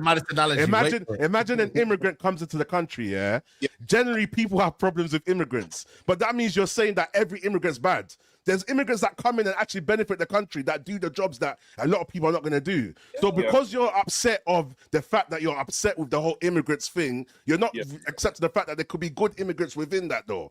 If just because he's English, it doesn't mean that he can't be a good manager. He could be a good English coach. Do you know what I mean? Right off. He could be a good English coach. Now you're He might be a good one, but he could be a good one. You've got a valid point, yeah, but no one's talking about him just being English. I'm just talking in general in terms of if he does poor, he's gonna be protected. You know what's mad, Strella? You know what's mad though? Listen, let's get to this one. What's mad, Strella? You're telling us that you didn't see nothing in the City game. Let's forget about Carrick being good or poor. You're saying in the City game you didn't see nothing. Can I tell you what I saw? Go on. I saw the same team that Man City were going to win the league on our patch of grass, and at halftime they turned it around and won 3-2 or whatever. See, that's why it's madness. Okay, that's Musa. The players are bad. You have to go back to the players are bad. All the players are bad. Rashford. Let's move. Right away. The week after, I've seen us lose to West Bromwich Albion. So, like, if you want me to get giddy after one game, you saw Fletcher. In the first 45 minutes. Huh? I can't lie. In that game, we got smoked in the first 45 minutes, bro. On the weekend, we smoked them from minute 1 to 90. I just said at half time, we obviously pulled it back. But I'm saying this is the same group of players over a period of time, even though there's new additions, that they can pull out a result like this. Okay, wait, no, Faz, wait. That was Jose's team, No. That was Jose's team. There's no point at all. Wait. There's no point at all. I don't even think there was a player in there. Yeah, bro. You know what the wickedest thing about it is? The reason why you're right, Rhino. The reason why you're right, Rhino, is because you know what? If this was fucking Robin van Persie or something like that, that came in and we was playing that kind of football, after one game, then man would think they've unearthed the next Pep Guardiola. But because it's Michael Carrick, man are just going on like because he's English, bro. It's the truth, man. There's not enough respect on Carrick's name. It is the truth, bro. They're not putting enough respect on his name, From a tactical standpoint, that's the best this team have been set up, for 90 minutes. Post Van Gaal, bro, in terms of 90 minutes, doing, bro. Have we suffered enough? Rhino, not ever, not ever, But post Van Gaal, this is the most cohesive Man United performance I've seen, bro. Marcel, when was the last 90 minutes? Tell me. When was the last 90 minutes performance from this club? Tottenham 10 Hag. That was the best one. Not even 90 minutes, bro. I can't lie. Is that the one Bruno scored? When Bruno scored? Bruno and Fred, I think. Brother, the last time I see Man United, and just have complete control for 90 minutes was under Van Gaal. Complete control. Like, teams couldn't get the ball, bro. Anfield away was a good one. They couldn't get the ball, bro. Like, we knew what we was going to get, bro. We ain't seen that since then, bro. We haven't. We've seen loads of good individuals at Man United. When you look at the players, from Jose all the way till now, when you go back and look at the players we had in the team, the Cavani's, the Pogbas, the Di Marias and all these other men. Strella rit off Kobe Mainoo, He rit off Kobe Mainoo because of Emery. He rit off Kobe Mainoo. We have to he talk rit him about off. He can't get around the pitch. He hasn't got the energy. He hasn't got the legs. But he covered the most grass. But he covered the most grass. Man said he couldn't get about. I can't lie. There's no reply. Ladies and gentlemen, you're doing one game. If you want to do ladies and gentlemen, it's only one game. He's not wrong. He's not wrong. It's only one game. It's not only one game, though. It's not only one game, though. You know you're allowing this. Yeah, because he didn't go to the Euros final. Because he didn't come in and carry Declan Rice. He didn't come in and carry Dex. When Dex got paired up with other men in that team, he still couldn't find his feet. As soon as Kobe came in, he said, "Rah." Listen, when Declan Rice was in the middle of the pitch for England, Trent was dying. He was dying. Trent was dying, brother. Man couldn't swim. They threw in the life. They threw in the life vest. They threw in the life vest. You know they were saying about Kobe? They were saying Kobe's unlocked a certain profile that England haven't had in ages. Yeah, we didn't all of that. All of that, man. That's but now man want to tell man one game. All right. One game against Rodri and them, man. I hear it. Like, am I talking about Kobe like he's Tyler Blackett and them things there? Right. Like, nah, bro. Respect my G, bro. Jokes aside, Tyler Blackett, man. He's from my end. Right, jokes aside, yeah, I don't want to make it seem like it's hatred for Kobe Mainoo because I never ever came online and said that he's rubbish or he's rubbed out, blah blah blah. So we need to sell him. I have the, and that's respectful. That's a respectful weight, by the way. I have the same energy from when I first said it from beforehand. I think he's a very good talent. He should be in and around the first team, but should not be starting for United. And then I said, if we're gonna go for the same precedent, of what Garnacho did when we got rid of him and everyone was getting onto him, then get rid of Kobe Mainoo. Don't try Garnacho, Kobe Mainoo, I'm surprised you haven't kicked this guy out. This is malpractice, bro. If you want to crazy, this guy out. You know what, man? That's a time out, bro. That's a time out. I want to step on him. Give him the sand timer as well. Give him the sand timer, bro. He needs the sand timer. Let me say something. Don't put me in that category. I beg you lot, don't put me in that category, you know. Yeah. No. Marcel, I got you, bro. Marcel, I got you, man. Yo, I was starting to see what Ruben was saying a little bit, and I wanted a little bit more from him. And I didn't agree with the formation that Ruben was playing, and it was killing ballers like Kobe. But I love Kobe, bro. I don't know what all of that was about. Yeah. That's crazy. That's crazy. So this thing, listen, I see what Musa is running. This fish and chip talk. It's nice that I want to fish and chips. I have never heard someone say fish and chips is their favorite meal. And now Musa, Rance, Rhino, you reform UK, reform Man United. You lot reform you're Man sick, United. man. Faz, you're a sick guy. Hold on, I'm not. Hey, this is coming from Dallo's publicist, you know. Okay.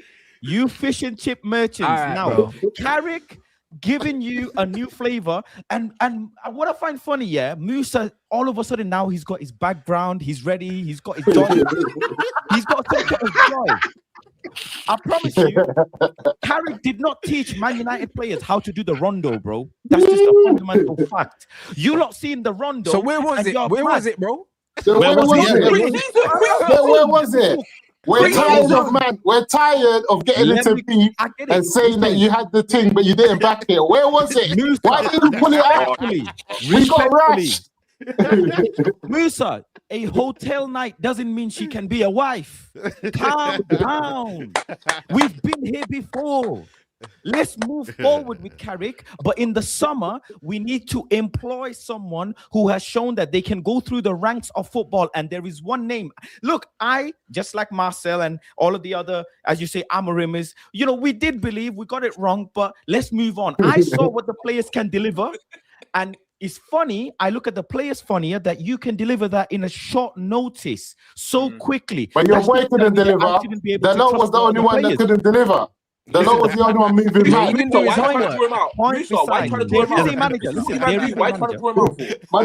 the Lord was the only player that didn't. Why are you trying to throw him out? Why are you trying to throw him out? Why are you trying to throw him out? That's a good point. I want to know. Saeed, you know that's a good point. The Lord was crap. Yeah, I know. To custom players, but if you're that's what I'm trying to say. That's why I wanted to put it to point. Listen, the players clearly can play a certain type of football, and Amorim did not implement that for the team. The only difference is Carrick played the players in their favorite positions, and everybody started balling out. It's not that deep. That's not the only. When we were asking your manager Amrin to do it, why were you against it?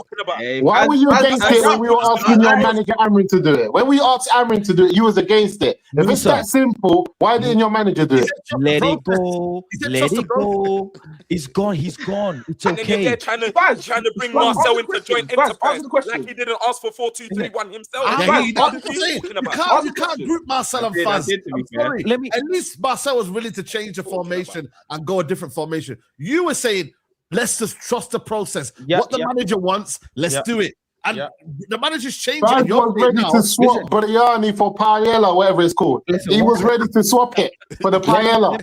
He said, I'm done. Briani out. There is a pool of managers that we need to shop in, and it is not the Glasners, it is not the Franks, it is not these lab rat managers, these new school scientists. It is in the pool of deserbies. That is the manager. Oh, There's now no is it proof. true? I don't think there's any proof. Oh, There's no proof. I'll argue De Zerbi ain't the right manager all day, every day. Don't try and give that. We don't know. None of us know. You know, None of us see know. what I mean? Brother, we saw De Zerbi. Listen. I don't know. Man can't bring De Zerbi. Pull out the board though. Let's just get He that right. De Zerbi, listen, I saw him. Say that the board is rubbish. Yeah, we saw him at Brighton sticking to his principles, being open, vacating in the middle of that park, and getting beat by mad goals week in, week out towards the end of his reign. Because obviously he's firm on what he's on. We know he's a manager that if he comes to United and demands, remember, you can't demand nothing at Man United. As much as we all agree that, you know, managers are doing well and we're saying that United are buying certain things, but we're not ignorant of the situation at Man United. We're just trying to figure it out. But we clearly know managers can't come here and start demanding things. United ain't that club. De Zerbi's a man that demands certain things to make it happen. So when people are saying that you're going to have to come here... Is that what we want, though? We want... Do we not want that, though? But we ain't got that. Yeah, we do. No, we want that. But we ain't got that. We want that, but what they have in place won't allow it. That's why I said... They won't allow that. Ancelotti, what you pronounce his name? I can't even say it properly. Above, long day. Ancelotti, Glasner. They're probably more inclined to go with someone like Glasner because they're coming from a small club. They can probably have more control over the manager. They want a coach. They don't want a manager. So they should. And so they should have control, because if they didn't have control, we'd have lost Kobe Mainu, mate. Right. Let me just quickly end on that one thing, yeah? If you don't want to argue with me and stand on this hill and say, oh, Kobe Mainu is amazing, blah, blah, blah, that's fine. No worries at all. If you're gonna use one game to it's not the one game, bro. It's the not one game, though. We've relied on him. Wait. Down, has he? The reason why I'm saying one game is because this season, no one else can show me another game that he's played well in. And because he hasn't played. He hasn't played. That's what I'm saying. He hasn't started the game. That was his first start in the season. That was his first start. Forget Kobe. Let me go back to the conversation. Was he the only one? There was 11 men on the pitch. There was 11 men on the pitch. Listen to this. There was 11 men on the pitch. There was 11 men against. Listen, but there was 11 men on the pitch against Grimsby, but you don't have the same energy for those other 10. No. Do you know it's there was 11 men against Man City? Stella, we passed Kobe. Let's go on to the point now where Musa, you're saying here that we know what we're gonna have with the board. Yeah, that means you're settling for a manager like Carrick that has maybe his limitation. That's where I disagree with maybe. No, you know what the problem is, Saeed? You know why I'm settling for Carrick? The problem is Man United are yet to be at the level of Newcastle, for example, with Eddie Howe. We haven't been able to compete and be in the top 4 and play Champions League football. We haven't been in this new system of the Champions League football. It's going to go into its 3rd year, and we're still talking about are we going to get in the Champions League.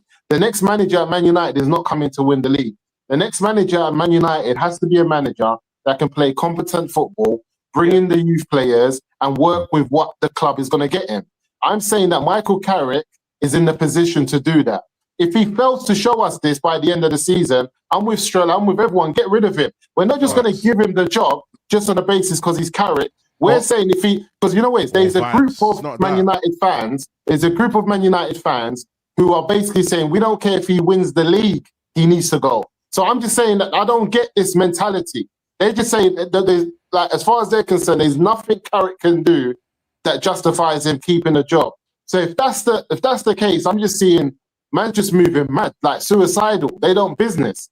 And because the likelihood that Man United stumble across a good manager and actually do well, to me, is better. It's more likely for that to happen than us to actually pick a manager who's going to actually do well. Because we're seeing that these guys can't pick managers. They came in, Eric Ten Hag was here, they should have sacked him, they kept him on. Then they brought flipping Amrin in, who plays with a back 3, even though my man Ashworth that was there was telling him, are you sure that's not the direction that you wanted to go in? They still went down that road. Then when he lost the final against Spurs, when they should have sacked him, they flopped and they got scared. They had numerous opportunities to sack him in the league. They didn't do it. Then when he came out and spoke against them, then they sacked the manager. I'm just saying, these men don't really know what they're doing. The likelihood that they've stumbled across a manager like Carrick is just by chance. And I'm saying, if it happens, let's run with it, because you will be disappointed when they pick their manager. Why are you not advocating? Wait. If we're talking about sackings, and this is why I said on the last show when I came on, if we're talking about sackings, why are we not advocating for Omar and Wilcox to go? Because I at the end of the, I agree. At the end of the season, when the end of the season comes out, we have another review. Yeah, if you've done multiple F-ups throughout the whole 24 months you man been here now, yeah, and you made me lose more bread than I want to put in. Don't tell me your tenure is not going to be up for debate. I agree. And the thing is, if their tenure's up for debate, that means naturally the manager is going to be up for debate anyway. If you bring an incompetent director of football, yeah, they're going to hire most likely a competent manager or a coach, whatever you want. So it coincides. It goes hand in hand. That's why I said I don't care who's manager. I don't care who is in charge of Manchester United.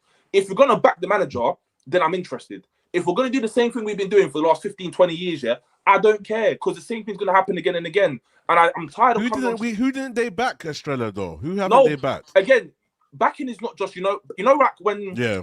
The way I look at it, yeah, is when people... Like, we know them African parents, yeah? They give you money, they'll pay for the house that you stay in and say, I'm a good parent. Oh, but they haven't done the actual, one-to-one. Yeah. A parent actually... I'll be there for them.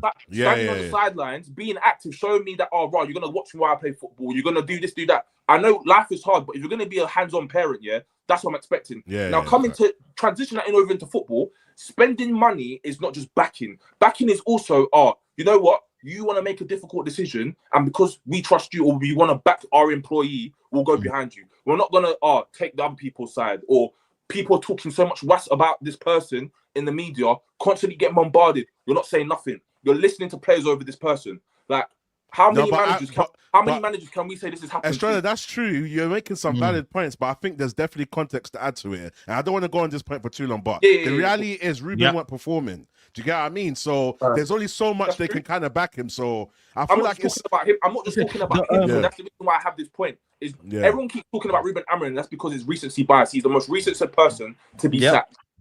Since Alex Ferguson, Stella, I agree with you. I agree with you, Stella. Yeah. But this is Alex Ferguson. Which manager do you think deserved backing that could have won us the title? Mourinho. Okay, cool. But so you say out of the 10, 11 managers, there's only one manager that deserves to be backed. Because Mourinho was the closest to win the title as well. That's what I'm saying. So cool, I get you. I just feel like Jose. If you say Jose, I agree because prior to the work that he done, even before coming to Man United, he deserved that level of, demanding what he wanted to demand. But if that's the only manager out of the 8-10 that we've had, then you can't really say that we haven't backed the manager. If there's only one out of that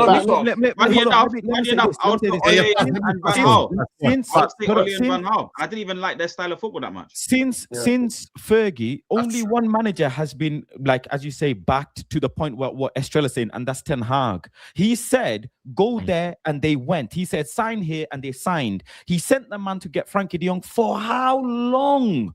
How long? He wanted Martinez, he wanted Anthony, he wanted Malacia, he wanted Weghorst, he wanted Amrabat, he wanted every player that he pointed at, they went and got. That's the fact. No, he didn't. Revisionism. Let's not do that again. When he wanted Martinez, yeah, if you remember correctly, before he even wanted Anthony, Ajax said we'll give you Martinez and Anthony for combined 90 million. I think that was early. That's August. not the point. No, that's not the point. No, but Faz, but this is part of the backing that I'm talking about. Regardless if you spend money on an individual, that's fine. Look, how many of you guys are in a relationship here? If you F up here, I'm sure you can go buy your missus a present, blah, blah, blah. But you F up. In order not to F up here and to get spending to begin with and listen, be active, you won't need to do that. If you know how many times Pep Guardiola has not got his first choices at Man City since he's been there? You know how many times? The reason why we didn't get Anthony for that cheap was because we was waiting to spend that chunk of money exactly. on Young, bro. But Man United, when you don't get your first choice of Man United, their squad got Man was dishing out flip-flops on his first game back of pre-season, and they were like, yo, we need him. I said we need him. And they put a 90 million price tag on Anthony. You're talking about the Anthony thing of and Ten Hag getting back. The 90 million. What are you talking about? The 90 million, what you're talking about, is, if you remember correctly, we wanted him early, Ajax team, they done really well in the Champions League and their team got raided. And then we dragged it out so much with the bargaining of how much we wanted to spend because they actually said you can have Martinez and Anthony for 90 million. we dragged it out to the last bit of the window where they're about to start their season. Also, Timber rejected and one of their best players and get the deal. Focused on Timber, bro. We paused on Anthony. Yes. Oh, sorry, it was Timber and Anthony. My apologies. It was Timber and Anthony. Then we pivoted over to Martinez. My apologies. It was Timber and Anthony. Then we pivoted over to Martinez. I remember correctly. But they did say we could have them for a combined 90 million. And I don't want to talk too much about that yet, what Ryan was saying. But this is part of the backing that I'm talking about. Not just the spending. No, but the problem at Man United is that when a manager doesn't get his first choice, we say he wasn't backed. Pep Guardiola many a times hasn't got his first choice. He's gone in with he's gone in with a list of names as every club goes, and then they go and get that player in. But every player on that list can play the system and the style that he wants. Some of them have made it, some of them have not made it. Like the Phillips guy that he got in the middle of the park from Leeds. Yeah, but whatever. What I'm saying is, hold on. That is not a fair point because Pep may not get his first choice, but they will give Pep 2-3 of the second, third, and fourth choice. That's why not everyone's got that money, brother. We can't be pocket watching. Listen, brother, we can't be pocket watching. Do you know what? The reason why they do that is because they negotiate good deals, bro. They will get like 90 million pounds players.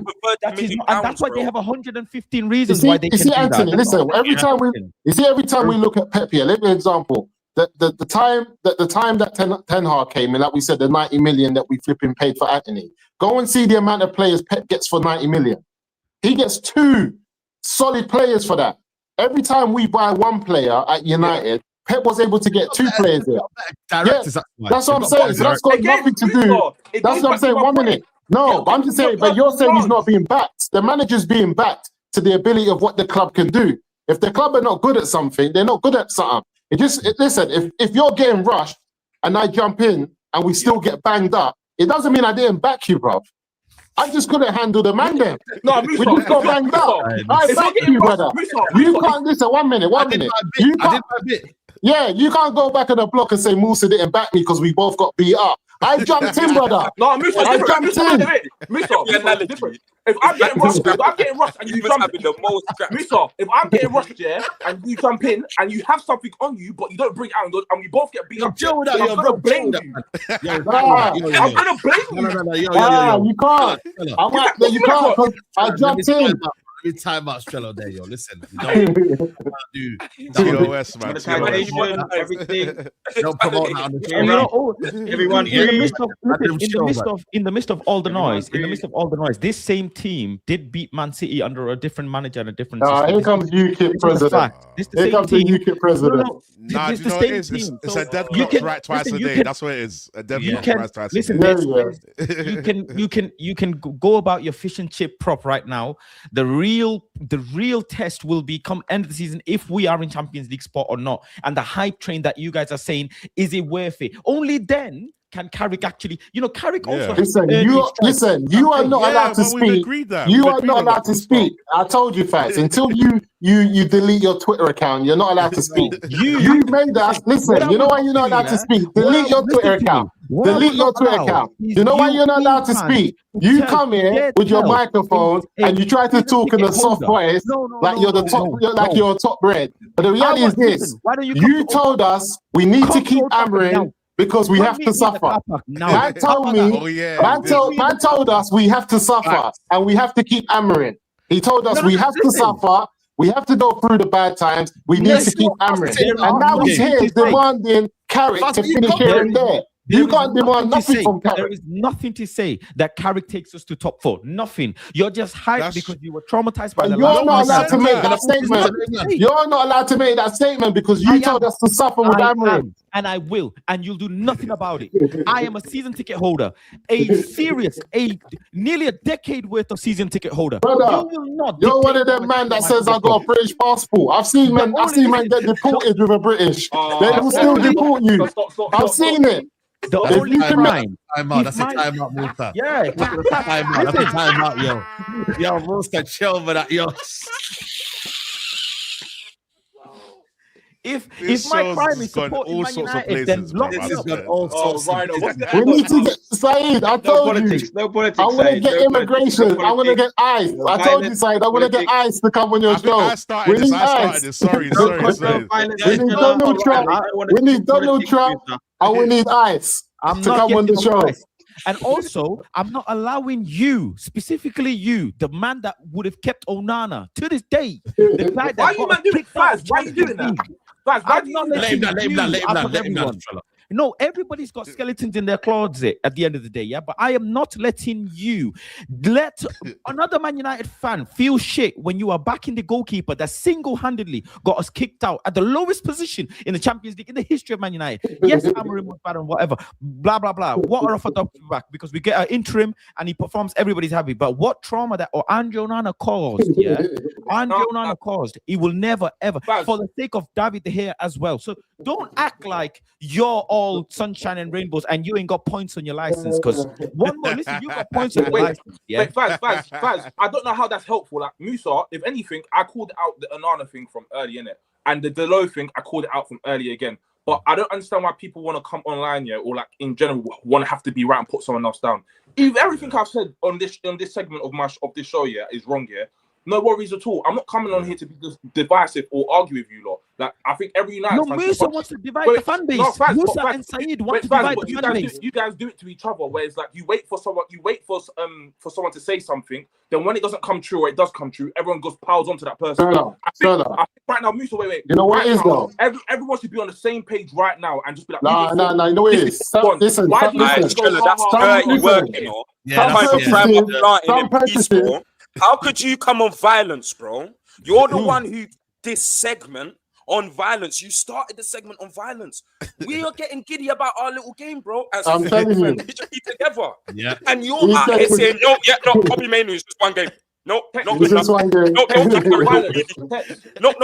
can't even fry planting, bro. That's not violence. That's not violence. That's my opinion. If you see it as violence because it goes against your opinion, some purchases there's no refund. There's no refunds on certain purchases. To say my perspective, there's no refund. There's nothing wrong with saying your opinion, but you can't say we need to unite. And then you're the one projecting negativity, bro. No. I'm gonna wait. Guys cooked us. Listen, guys has been cooking us all season. But I'm not gonna come online and start going, oh, but you said this 7 months ago, blah blah blah blah. I'm not.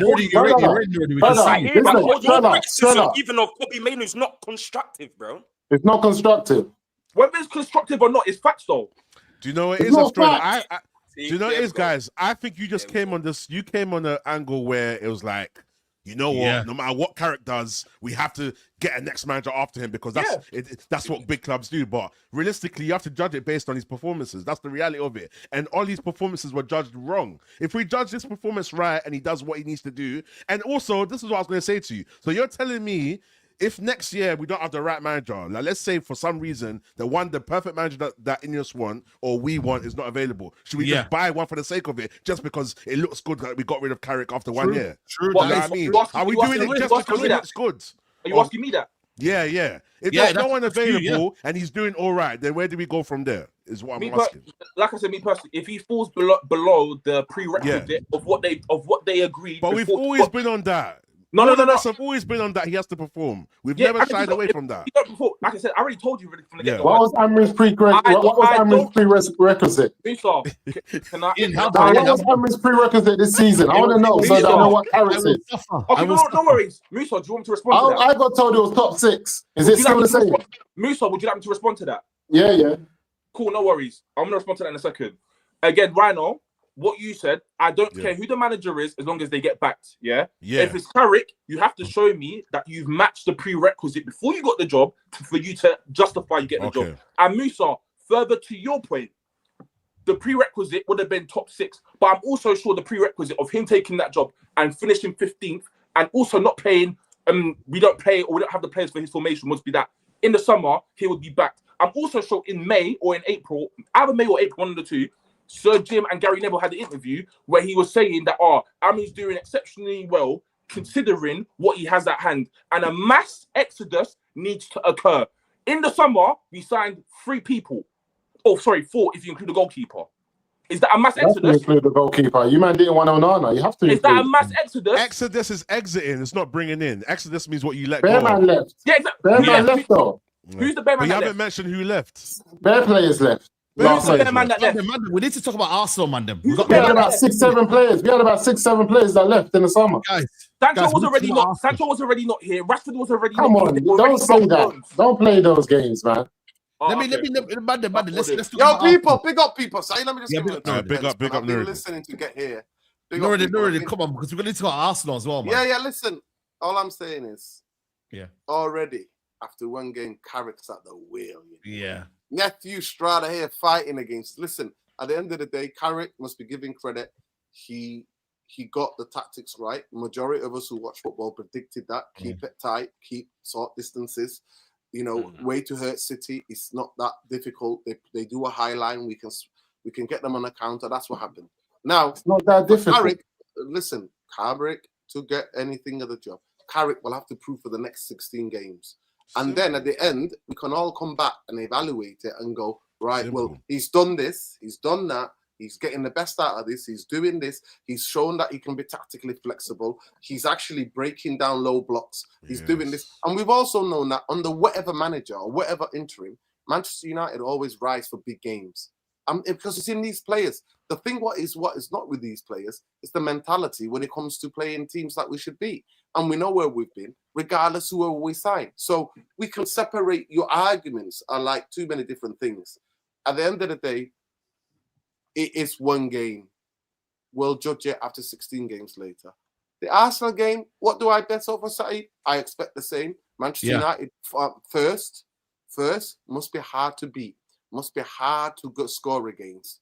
And we know Arsenal, if we defend the set pieces and we keep it tight, they don't win if they don't score set pieces, pal. They've only scored 2 games this season where they didn't need the set pieces. So at the end of the day, we know what kind of game is going to be. We're going to have to play on the counter. We're going to have to go and do what we need to do. But for me, it's also about, can Manchester United be dangerous on the ground? Can the players back it up? Or was it just one game wonder? Is the pressure, it's like pressure. Before against City, there wasn't hardly any pressure on Manchester United. Because we just had a manager sacked, club in dismay. Now they put that performances in. That is the special we do off the ball. On the ball is what we do off the ball. So in football, it's about your team, what you do on the ball and what you do off the ball. And that was important because we saw players running for the first time in a long time. Now, but I said that to you, Nura, man. I said that to you, Nura, last week because, bro, I think, as I said to you, you didn't see like a different dynamic. And one point that I did make, bro, you could go clip it up. We never saw a combination play or a combination midfield of Kobe, Casemiro, and Bruno Fernandes. That has got the mixture of hustle, tussle, but then also that bit of blend of can we keep the ball and create chances? We've never seen that, but also kind of the cohesion of the whole team. Everyone tucked into that midfield, bro. Like it was so congested. That's what you have to do. That's what you have to do. Exactly, bro. So I like the approach that you're having now for the next 16 games. Can we sustain it? And listen, then, my approach on the Friday at Saeed, I did me and Saeed on my channel. We did a preview of the game. As Saeed, everything I said Carrick should do, he did it. Saeed, am I like, I predict everything? I said, if we play this compact, if the wingers talking, if we don't give space, if we stop the 3 number 10s rolling, if we do that, you kill City because they don't cross the ball to Haaland. They want to play with the 3 number 10s and the fullback coming in and inverted. The tactics against City, everybody can see it. It's not rocket science. Now, the biggest thing is, can we break down teams who kind of come to Old Trafford and be stubborn? 100. What kind of players are we going to use? What does he have in his toolbox to get out, to go on undo teams? Can we win game on the last minute? Can we come back from 2-0 down psychologically? Can we fight back after 3-0 down and come back and make it 3-3? Can we do all these? Can he manage different aspects of the game? Can he use the personnel that he's disposed of? Does he need, especially what's left of the market, does he need 1 or 2 players to actually help him maybe get into that Champions League? So those things are things we're going. But beating City, bro, we've beaten City before. But I have not seen a Manchester United play this compact since Ten Hag did it in the last 3 to 4 games. And I talked about that last week. I said Ten Hag, to prepare for the cup final against City, he went compact. He was telling us, oh, I can't play my football. And he was leaving people in wide spaces. And we always said it. Man for man, we can match most teams in the Premier League in terms of like quality on the ball or what we can do as players, yeah? But off the ball, we, for years, have not been matching anybody. And the big difference was that, actually, every player bought into the game plan. That is the hardest I've seen Bruno Fernandes work in my life. I was at the game. Bruno, Saeed will tell you, was running. 1 minute he's forward, next minute he's running back to get compact with the rest of the guys. Burma was doing exactly the same, because that's what you have to do. The days of just blaming the defense for not defending are over. You defend as a team, you attack as a team, whether we're low block, mid block, or high press. You have to be closer together. Can't have any gaps, and that's what happened. Now I expect similar game. I expect similar game plan in terms of Arsenal, but Arsenal are not going to go and play a high line. They're not going to open themselves up. So we're going to have to play it tactically, a different, more nuanced format, a system to undo Arsenal. And the way you do undo Arsenal, to draw them out, is draw them out. And once you win that ball, you need to basically divide Saliba and the Brazilian. How many teams have done it this season? What's the Arsenal stats, Noradine? How many teams have done that this season? Arsenal. Well, the teams that have done it against us, for me, I saw Wolves who were no pressure. Yeah, Wolves were, They went over there and dismantled them, and they played actually football to dismantle them. What they did was that they went from wide to middle quickly. They went, they switched, they hit them with the switches of play. Villa did it. Villa dismantled them in a different way, and they were at home. Nuruddin, did you say you was at the City game? Yeah, I was at the City game. Out of curiosity, because I don't want to bring down the mood or anything. Everyone wants to be happy. That's cool. That's fine. I've just gone back and looked. Listen, you can't bring down my mood. You can't. That's fine. Let me just qualify it. I have seen in the last 10 years or so, Man City come and win game after game at Old Trafford. I don't go to away games anymore. I don't do it anymore. But I go to most home games, and I've seen City have an incredible record at Old Trafford beating us. 3-0, 2-0, smashing Manchester United.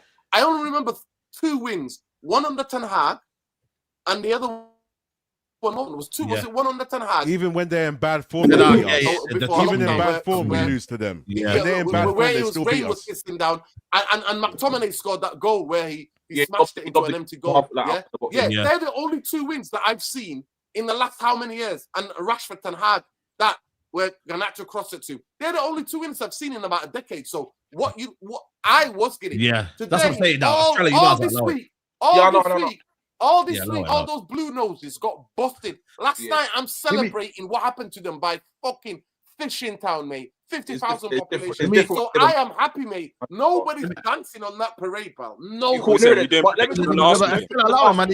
it. What do you want to add to that? I wanted to ask. Let him answer the question. I'm going to ask you. Everyone's saying that this was an amazing performance, the best we ever played, blah blah blah.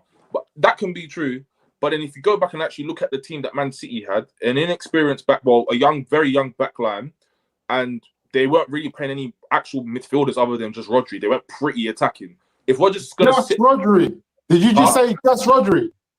I can't lie, Estrella, that is a howler, mate. They had Ballon d'Or. I said just Ballon d'Or winner. Just Rodri. Just Rodri is what mad. Are we doing here? That's mind games. Listen. That's mind games. I can't lie to you, bro. I'm gonna get everyone's predictions here. You know he put Bernardo Silva in that midfield for the legs. You know he was in there for the legs, bro. It didn't work. It's only the back 2 that weren't great, man.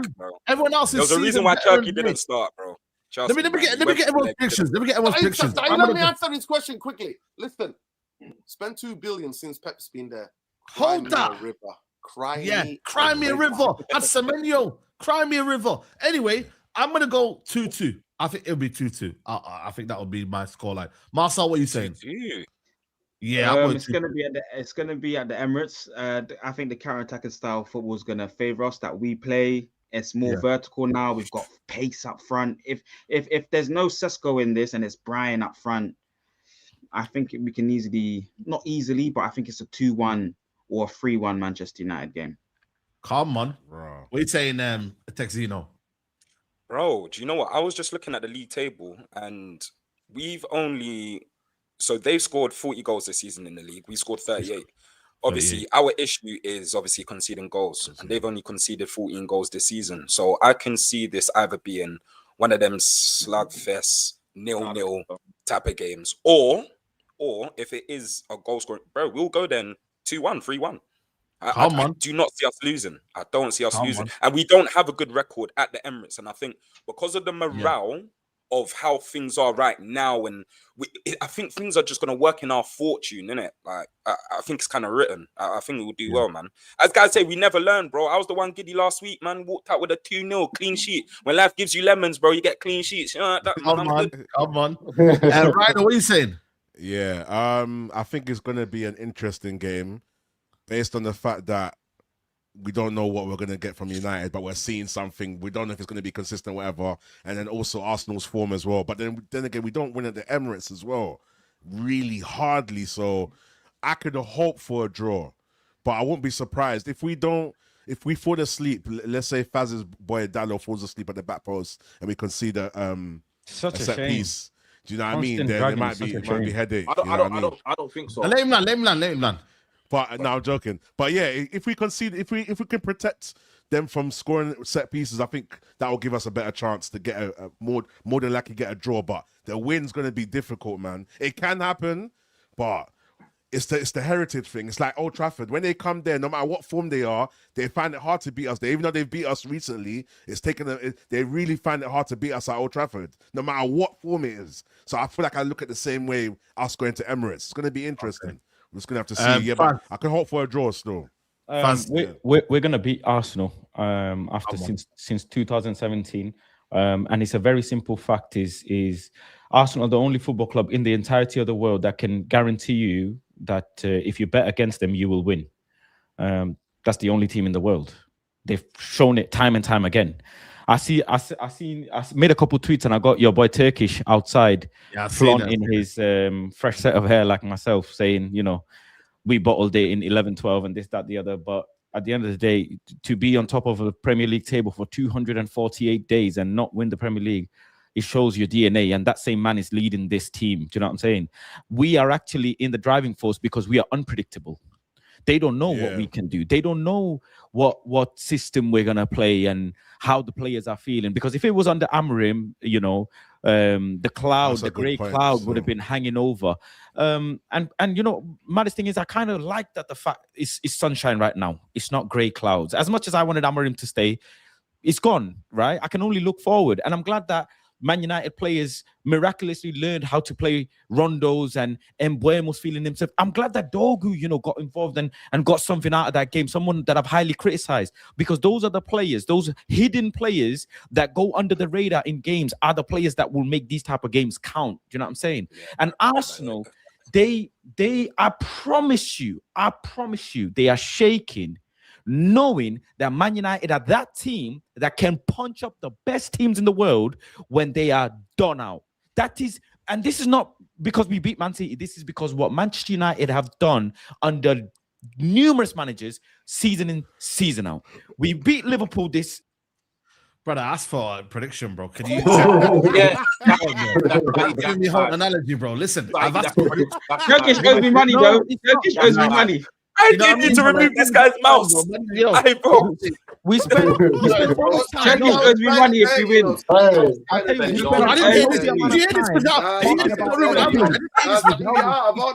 We spoke of unhealthy amount of minutes speaking on other irrelevant things that have already gone. So I'm going to talk a lot about looking forward. The new bouncer of the state. You continuously oppress me, and I'm sick and tired of it. I'm sick and tired of this shit oppression, man. We're looking forward. Arsenal getting punched up and they're not winning the league. Simple. I will never, ever in my life, never, ever hold my head down when it comes to Arsenal and Liverpool. Never, ever in my life. Never. Yes, I do it again, Saeed, man. 3-0. 3-0 owes me. 2-1 Who said 3-0? Saeed, it could be a score draw. Saeed, I reckon if we start with Sesko, I don't think we win. If we start with the dynamic wingers that can run in behind, let's hold up play. I reckon that my manager Carrick is playing the AFCON front three. He's only playing the Africans up front. He's on straight smoke. Athletes, footballers. Your manager. My manager. I told you it was my manager from last week before he even kicked a ball. I told you it was my manager before he even kicked a ball. Who the hell is that guy? I told you it was my manager before he even kicked a ball. My manager. You back your manager. Why are you still talking? My manager. Delete your Twitter. One game. Delete your Twitter, I fam. will I'm never. telling you, delete your Twitter account. Let me- 3-1. As long as he starts the AFCON Listen, front three, No, Vance, we have. That's Free what one. you don't know. I'm That's telling what you, you I'm don't at know. Grace. The Musa I'm good at times Grace. are here. original The ex-legend good times sexual, are here. mate. I promise He's you. an The good times are ex-legend here. sexual, mate. Whoever Let the me get these super chats, man. ex-legend, Let me get these super chats. he'll stick by them. Trust me. Let me Hey, get these super Saeed, chats. I one want quick Bruce thing and as well, this Saeed, guy. yeah? Now Carrick. Saeed, one quick thing. The only thing is, I don't think the way Arteta and that have been playing like this season, I don't think they're going to come out to play. That's the only thing that might go against us. They're going to just kind of, you know what I mean, let us have the ball and I whatever. agree. I agree. So I don't know. It's going to be interesting. We got nothing to lose, guys. So when we got nothing to lose, we can play our game. We ain't got dangerous. Yeah, we might be dangerous with I that. reckon we can nick something if we don't start out and out number 9. But even if we do or we don't, Yeah. Just looking at the way it is, I don't see us getting a win out of that. I feel like they're going to anticipate that because that's how we've always been in Arsenal. Exactly. So high line in behind. So now Arteta's approach is different. So it's going to be interesting. It's going to be interesting. Let me get these super chats, Mandem. Let me get these super chats. One second. Well, let me get these super chats. It's open up. It's open up. Yeah. We need to be tight. We need to be as tight as we can as we were against City. Big up, Jack says here, God's plan for us to win on Sunday with a set piece. How's Luke Shaw going to deal with Saka? Toby Sabri says, Rant's completely right because see how Lisandro beefed Ruben allegedly. He definitely was making a dig. Big up Simply Facts says, if I was Marcel, I would counter by saying big clubs sack managers, but big clubs also buy top managers. So if we're not buying big players, we weren't a big club, so Rants didn't let him. Big up to the Red Stand says Ruben Amrin resume is finishing 15th, lose to Spurs, lose to 10 man Everton, drawing to Wolves, etc. He made us write off good players. Don't talk standards. Big up Simply Facts again says let's not also get too giddy just yet. It's just one game. I agree. I see football like any job. One probation, poor work, fired. Even with their permanent contract, failure can still get you sacked. Elite clubs fire coaches. Carrick was doing the tactics when he was assistant to Ollie. Big up to Kustash. He says here, Saeed, from all us Gunners, thank you for slapping Man City. Hope we get 3 points off you Sunday. Will not be surprised if you guys turn up and break our hearts. United played 46 long balls for City, 50% of the passes. Big up the Mandem. Saeed, does this City loss to Bodo Glimt took away some of your shine of your win versus City, or you might still confident you'll win Sunday? Nah, them man got dealt with either way. They're on a downward spiral on it, so big up, so bond them in it. You feel me? KK, big up KK. Carrick is the default long-term choice until he proves us otherwise. 16 games, top 3, says him. Don F. Lingard covered most grass. Also, Musa, most grass doesn't vindicate Kobe G. And it does because they said he's not mobile. That's specifically said he's not mobile. Specifically, just saying. Yeah. As an Arsenal fan, that win scared me for City. Musa, you backed Onana. Keep calm. Big up Glasgow, that's crying at Palace. 2-0 or 3-1. Eddie. Big up Gudash Singh. He says comparing character Ollie is not logical. We should judge every manager separately. We have tried to every type of manager. Carrick is not same as Ollie because he's interim and ex-player. GGMU. Big up to Cal Nayak. He says, going through a little tough time in life, but wants to let you know how you'll help me get through each day by talking about United. Love to everyone. Yo, love to you, bro. Man. Big up. Yeah, man. Listen, big up to you, man. I'm big up to you for voicing it. And big up the big things to do. Good times are coming. Talk about what you're going through to people, man. You don't suffer in silence. Yeah, absolutely. Good times are coming. Tough times don't last. Only tough people last. You feel me? Facts, bro. Keep going, man. And we're here for you, bro. The amount of delusion is so funny. How many times Arsenal lost at home over one game when the week before y'all wanted to pull your hair out? Listen, people. That's what I'm on side. The form never works, bro. That's why I can't judge it on form. It's mad, bro. Yeah. I agree. But listen, people, I'm gonna have to rush. Champions League is on. Like the video, man. We've had over 2,000 people in it throughout here, and we've not even got here 1,000 likes, man. You lot are disgrace. That's shameful. That is shameful, man. You lot, like, you got like a world-class show, yeah, and you know the least you could do is like the video, guys. Like it doesn't cost you a penny, man. So by the time you know what they can do, Si? They can hype the video as soon as it finishes. Hype the video. And hype the video, man. You know what I mean? And just like the video. It doesn't cost you a penny, guys. Make sure you are following Marcel, Texino, YouTube, TikTok, Instagram, Musa, Estrella, Rhino, MGTV, Planet Faz, and United Real Therapy. Follow all their channels. Big up to them. They're all doing content. Yeah, okay, you're live later, so there you go. Tonight live, and big up everyone, man. It's been a lit Mandem talk. And yeah, man, until next time, hopefully we beat Arsenal. And yeah, if not, then whoopsie. By the way, I want us to beat Arsenal, but I want them to win the league still. Yeah, same. Yeah, that makes sense. Take care, guys. We're out. Peace.